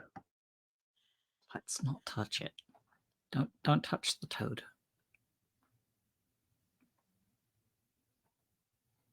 And given that in the stories they had to sacrifice to it to get any information out of it, I think we would have to do the same. And I think its minimum price is one person. Sorry, there's nothing in the stories about them getting information out of Manaud. Oh, okay. But there was definitely a sacrifice to Manaud, wasn't there? A sacrifice. Manaud enacted the magic on the Isle of Yepheron in order to defend the queen and her people, presumably the same magic that turned them all into undead wraiths, at the bidding of the high priest, who then had to make a sacrifice. Yeah. I wonder, was the sacrifice all the people then? Anyway, as my grandfather used to say, let sleeping toads lie. Can you both give me a vigilant test? And in fact, I'd say that. Well, how did you do? Yeah. Fail. Okay, Steo, as you are talking, you hear a muffled hissing sound coming from the toad, not from the front of the toad, but from the flank with the human faces. And it takes you a moment to realize that the sound was a human hushing noise. And one of the faces is twitching under the skin, high up on Manaud's side. If you didn't know better, you'd say that the face is looking at you.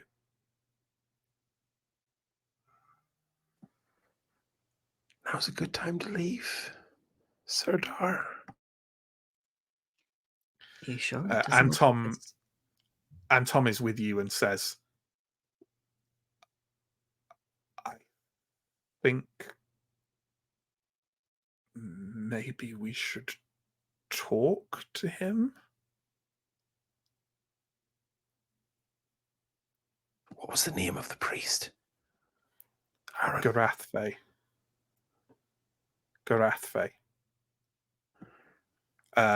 As Antom says that, the face goes,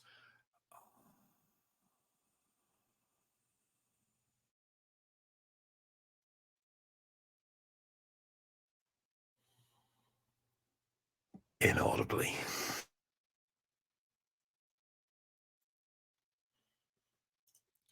oh, did that sound like I did nothing? Yeah, no sound like came you did. through. Oh, okay. Just a Sorry. face. Yeah, the mic will have like noise cancelled that. The face goes, oh.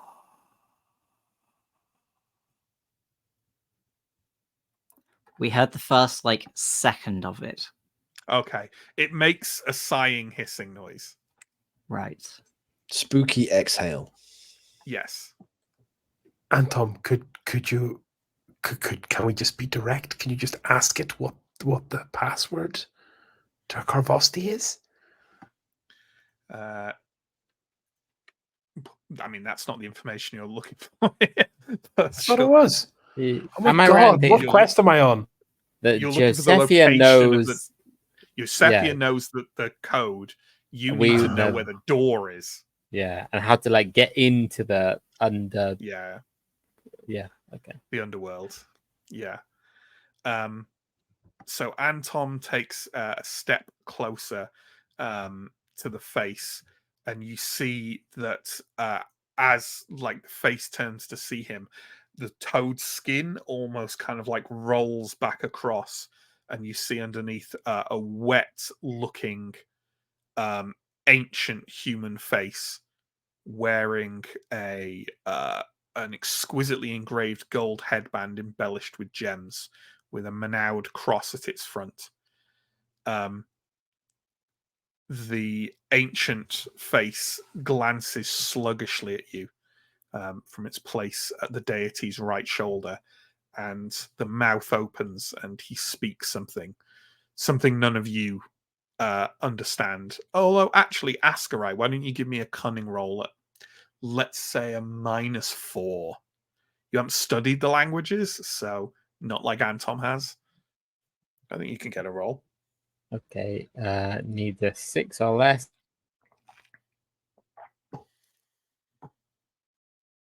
No. Roll the 14. Absolutely. Anton kind of leans in a bit, mutters a few words back, and turns and says, This is the high priest. He says, "Wake not the god that sleeps." Is it probably likely that Askari and Alindra have approached a bit closer at this? You can hear them talking. I think definitely seeing that like a conversation is happening, Askari will approach what is going on.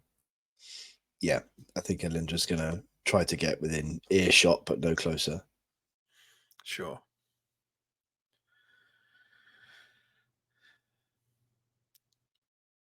I suppose And Tom leans in and starts saying things again. Askari, you recognize they're talking. You recognize a few words. They seem to be talking maybe an old form of Odav. Okay.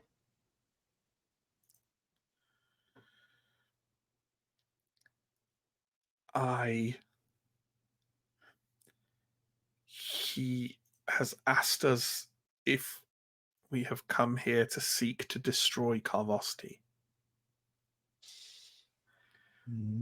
Ooh. I think that's what he would like us to be doing.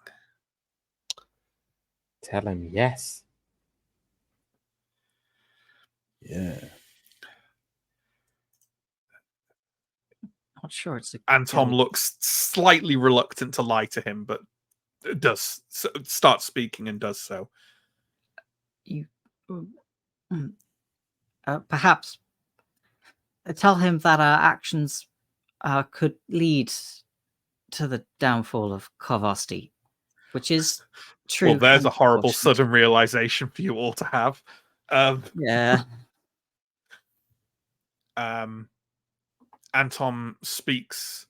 Garathve sort of nods a gesture that sends kind of rolls of toad fat like riding around the edges of his chin and face, and speaks several words, and all of a sudden, all of you, and I have described in the past for some of you the sensation of being spoken to in your mind, not outwardly. You encountered that at a very specific point in the past. You all receive this now.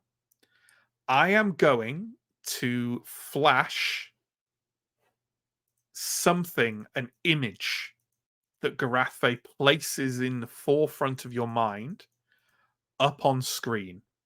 Okay? It is going to be on screen for an amount of time.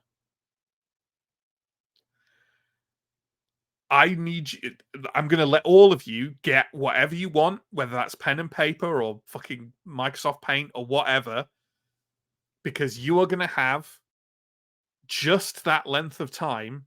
No, Samuel. No photos, no screen grabs. You're just going to have that length of time to capture whatever you think. I'll say this right now. You ain't going to capture it all, right? And you can't coordinate to capture bits of it. You need to think just note down what you think you should note down. That's all. Okay? An amount of time. Starting. It won't start if I click it to go up and it doesn't happen. Starting now.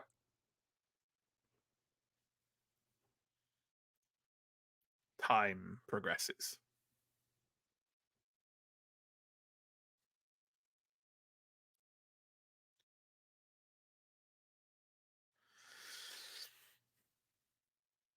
I'm pondering whether to massively distract them by talking to them individually. How you doing, John? How you doing, Chris? Stephen? Sam? Yeah, doing good? fine. Everything's great. Come on, we're Sorry, live. Matt, I can't hear you. I'm on mute. I can't. Did you Yeah. see the Entertain game the last viewers. night? Entertain the viewers. Oh my god. There we go. And like that, the image is gone. Garathve mutters a few more words. and then his eyes kind of close and he moves backwards, the toad skin kind of rolling over to cover his face again. So it's just that kind of impression of a face against the side that you saw before. Anton blinks and turns round, and he said, "Avenge me, destroy Karvosti." We'll put it on the list. Shall we get moving? I think that was what Elmendra got. There is one more thing we should consider trying to do while we're down here, which is stop him talking to anybody else that comes this way. That's a bit out of our league in this situation. That might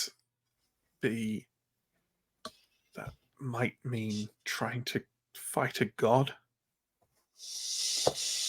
I respectfully, Alindra, we need to quit while we're ahead. If anything, we've made it easier. When we get out of here alive, we can debate the semantics of whether or not we survived an encounter with a god. A little later on, let's survive an encounter with a god. Okay. I hate this, but okay. Okay, are we retreating from the chamber? Yep. So, okay, we head back, and because I can anticipate there's another contentious conversation approaching over the horizon. I think having got the information from the high priest of the Toad God, held eternally and awfully just under the skin of this being, I think that's a good point as we flee Yefron Isle to end the stream. So there we go. Let's end it there. If you've got any comments or questions, please do flag them up and we will address them. Also, thank you for recent follows and subscribes and stuff. Thank you for following us, unknown user. I assume someone just followed us and was so appalled they left Twitch. And thank you, Smack Machine. That's a name that could go a number of ways. And further to that, let's do a bit of the old lovely promo. Check the links below. YouTube and Twitch, you can find us in both places. You can also find us on social media and Discord and Patreon. All the access to those lovely things is down below. We run 3 weekly series at the moment. Mondays is Vason, Wednesdays is Symbaroum, and Thursdays is alternating between Wicked Ones and the Big Wet, although Big Wet won't be coming back until the end of October. We also run one-shots on a monthly basis. We've been a bit wonky with them at the moment, but we should have some coming soon, including one I will work up. I don't know what it is yet. And Johnny's third installment of Space Thulu is on the horizon still too. Okay. Before we get to comments and questions, I'd love to see what you folks drew. One at a time or all together? All together, I think. Right. Sam stepped away, I think, but other than that, let's have a look. Go on.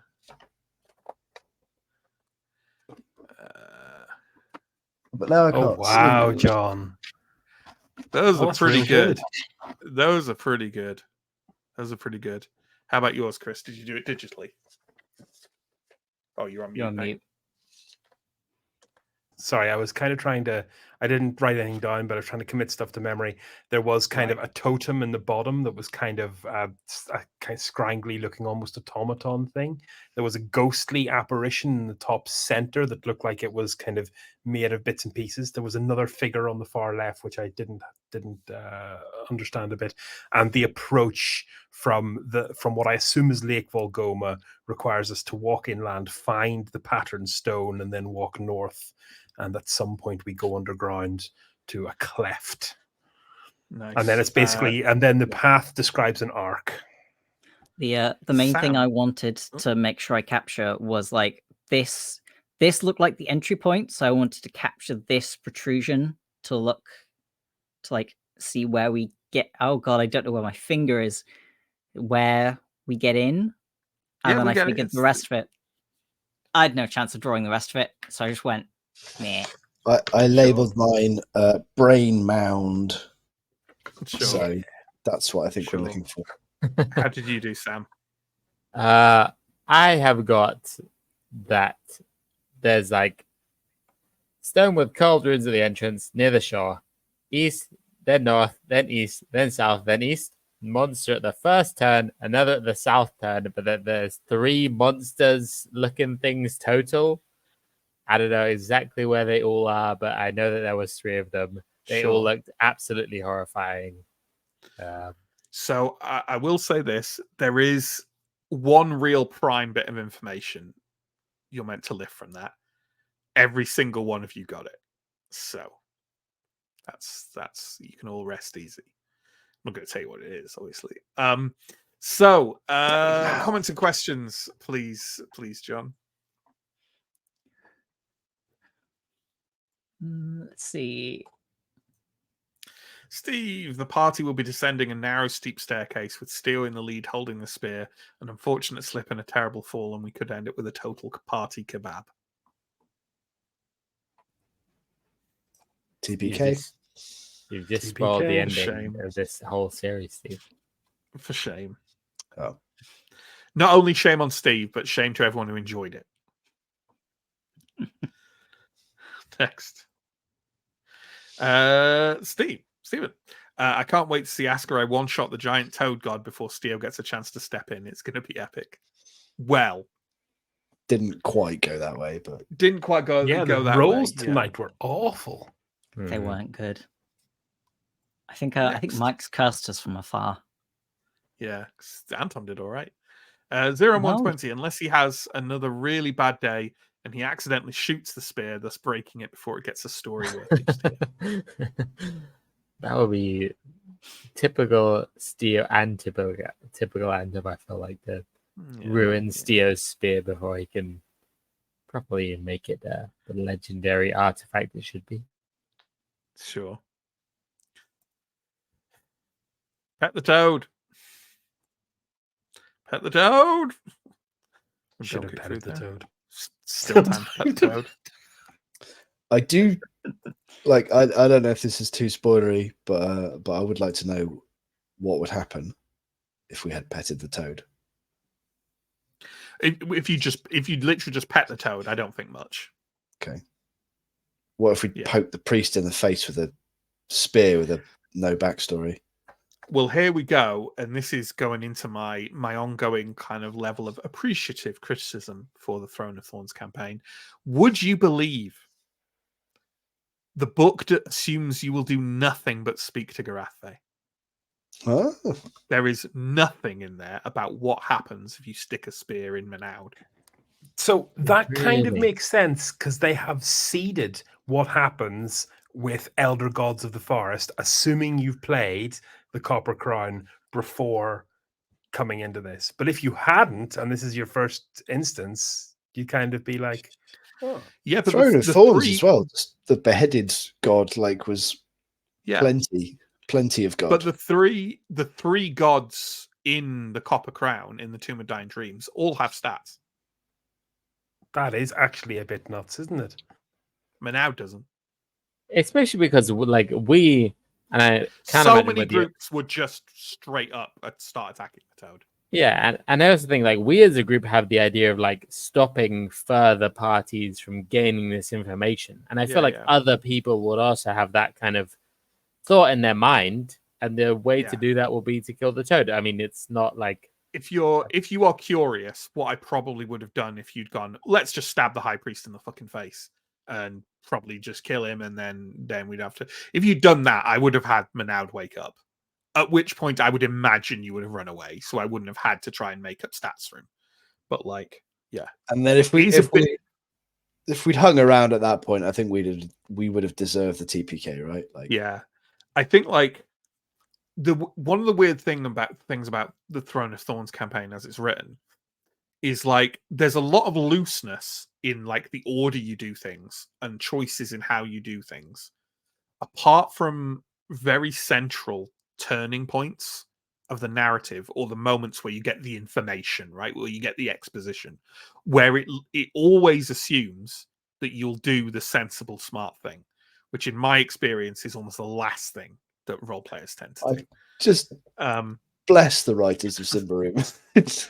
Yeah, right. And it is funny because like it leads you on this kind of like, it's parts of it are desperately trying to avoid that old school roller coaster feel, right? Of like this scene, then this scene, then this scene, in how everything is almost an adventure landscape and stuff like that. But then everything still needs to happen, or you kind of can't go any further. It reminds me of like old Call of Cthulhu adventures, where it's like they can find these things in any order and they can do whatever they want to get them. Well, what happens if they don't find them? Well, the investigation ends, I guess, because they can't go any further. So everything needs like that element of no one giggle at the back, that kind of GM lubrication to get it to get the story to like bend in the right direction if things don't go right, which is fine and is kind of like a very central GM skill to have anyway. But like, again, it's interesting what they chose to put in the books and what they didn't choose to put in the books. And it's like I read something from someone else today when I was looking for other various things, which we'll go into probably at the end of the story, but it was to do with some stuff today. And there's a lot of people would like talk about the books and go like, there's like 50 NPCs in this and 3 of them have a portrait.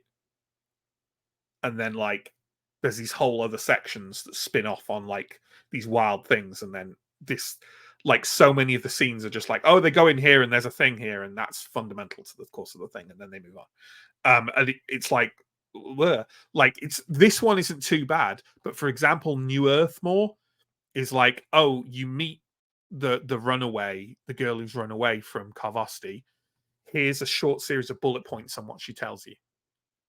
Like there's very little flavor to it, and I had to kind of like frame around it with things.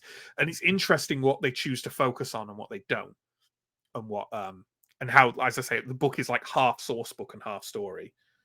I feel like it would, if I had written Symbaroum or had been like looking to it, I probably, or at least as a consumer, I think what I would have preferred is a lot of the source book information in those books to be in separate focus source books. And for example, like there's big sections in it on the Odavs and the Byaga, even though the story also covers the lands of the Zareks, which is weird.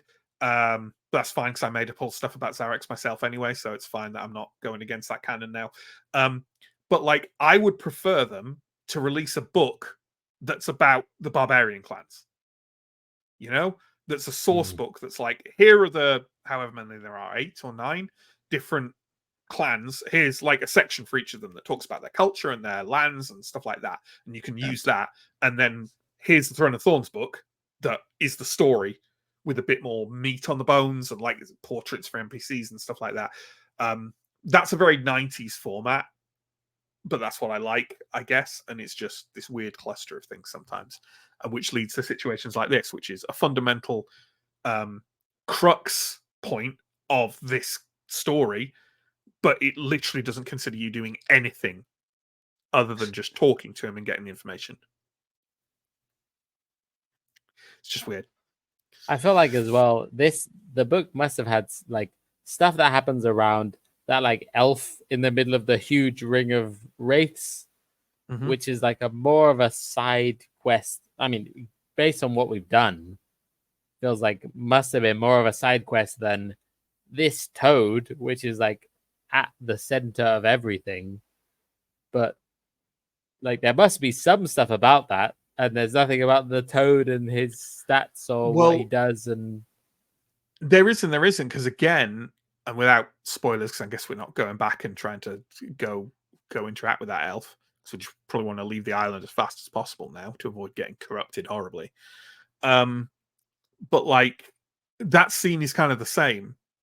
And again, it's like you can get information from the elf if you go through the Circle of Wraiths, but it doesn't consider that you do anything other than do that. There's no stats. There's nothing. I mean, it would be pretty weird to go through the circle of race and attack the elf for no reason because the elf is actually quite friendly. But like, yeah, it's weird. There's weird sort of like, a lot of the times it feels like there's these big adventure landscape bits, and then at the end of the adventure landscape, there's a bit that's really on rails, and then on to the next adventure landscape bit.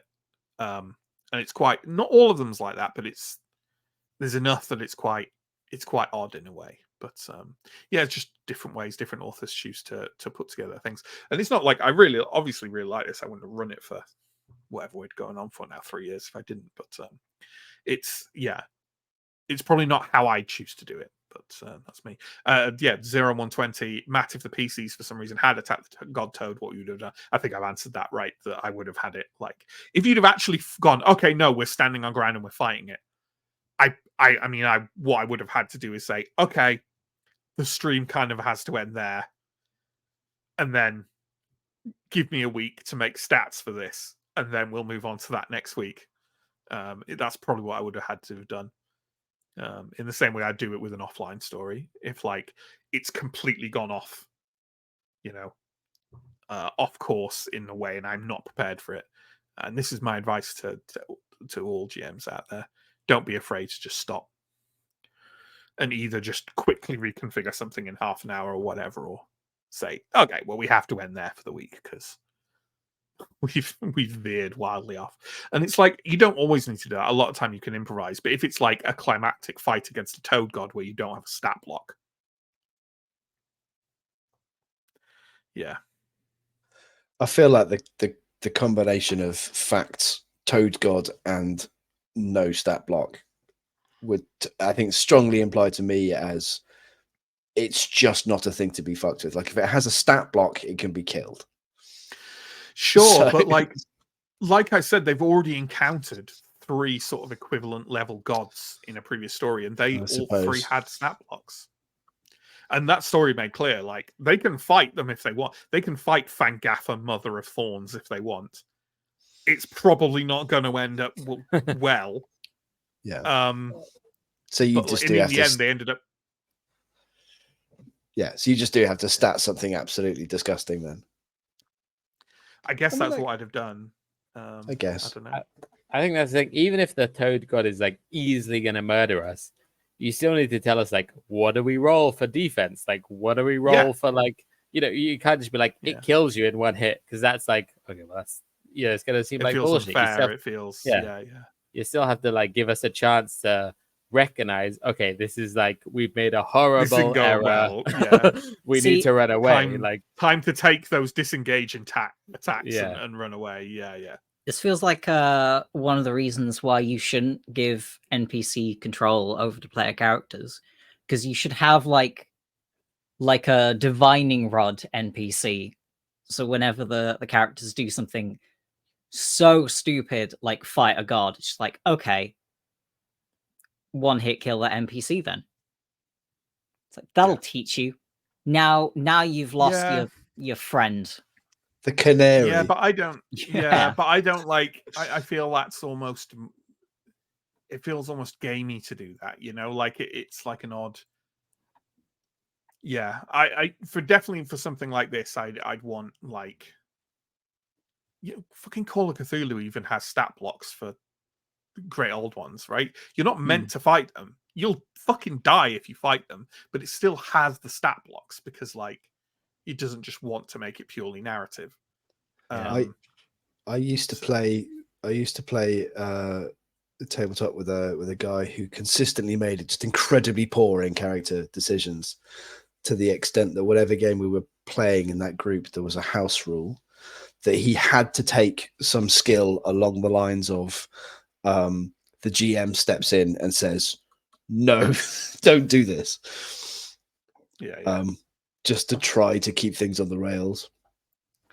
I do remember being in a roleplay situation where, like, kind of the opposite, but also the same that happened. Where, like, we were captured by the bad guy and held at gunpoint, and, like, a series of hostages were taken. And one of the players was just like, I know this is a terrible idea, but I also know that my character would try and fight his way out of this. Please, GM, help me find a way for my character not to get us all killed. Nice. Yeah, and I think like role playing at the expense of your character's like survival and stuff is absolutely fine. Like, is to be encouraged even, but like, yeah, it's just difficult to manage when it's like there's this awesome opponent, but definitely no one will ever. I guarantee so many groups will have literally just run into that room and stabbed that toad god immediately, and the GMs will have gone, oh, like, Yeah. Yeah. but we'll, It's we'll see. sleeping. That's an opportunity. Yeah, exactly. We got a bunch more comments, John. Let's crack on with them before we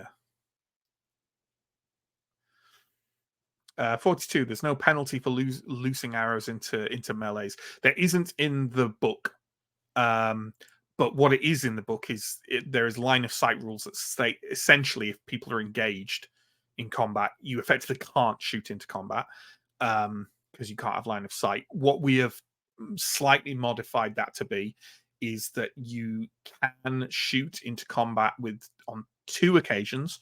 One is when what you're shooting at is way bigger than their opponents, which the Ice Guardians were. They were twice the size of a man.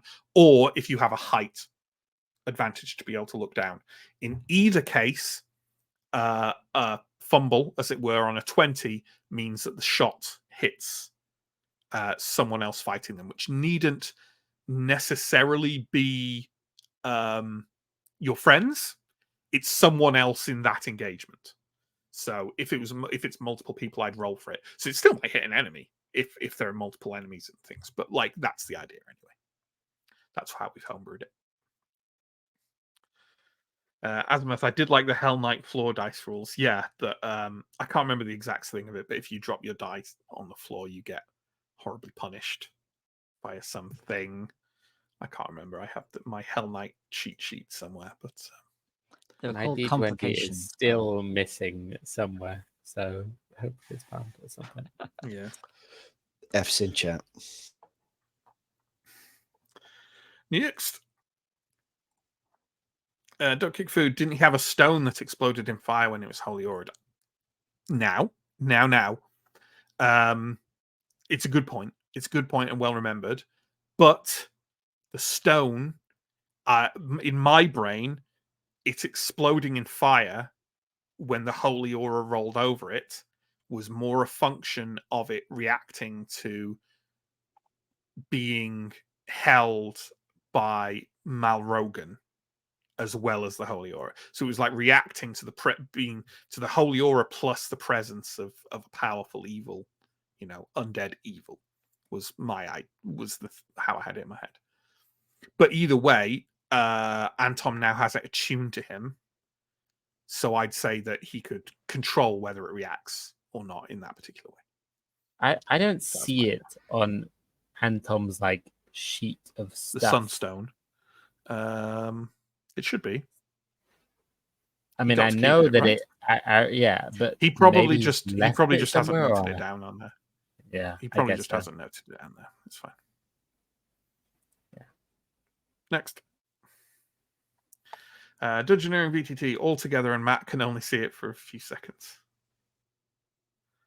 Yeah, we were What? way too generous in Ah. showing you our Our maps. maps. Oh, right. I see. Yeah. Sure. I'll save the best for last.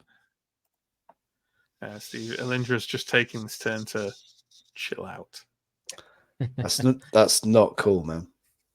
Allow me to break the ice. Yeah. And all that. Zeron, speaking of Anton, how's Mike doing? I really miss him in the campaign. Mike's good. Mike's great. Mike's fantastic. He's not. We don't really discuss personal lives. I won't go into it. He's not away for bad reasons. It's all good. It's all great, and he will return to us. It will just take some time. Yes. All wanting Anton back to roll his own amazing dice. Yes, absolutely. Cool. I feel like we should have an ending title card. It's just like Mike will return Mike will in return in Symbaroum Endgame. yeah. Yeah, in the Anton spin-off series. We've already done that. You can't have Yeah, 2 spin-off we have. series. Tell that to I can't think of a double spin-off series. Yeah, so thank you for watching, everyone. Thank you for playing, to my wonderful players, as always. We will return next week for more Symbaroum, moving hastily towards the conclusion of the Witch Hammer now. How exciting. I do mean that. I just constantly sound sarcastic. But yeah, take care and stay safe out there, everyone. We'll see you soon. Goodbye. Goodbye.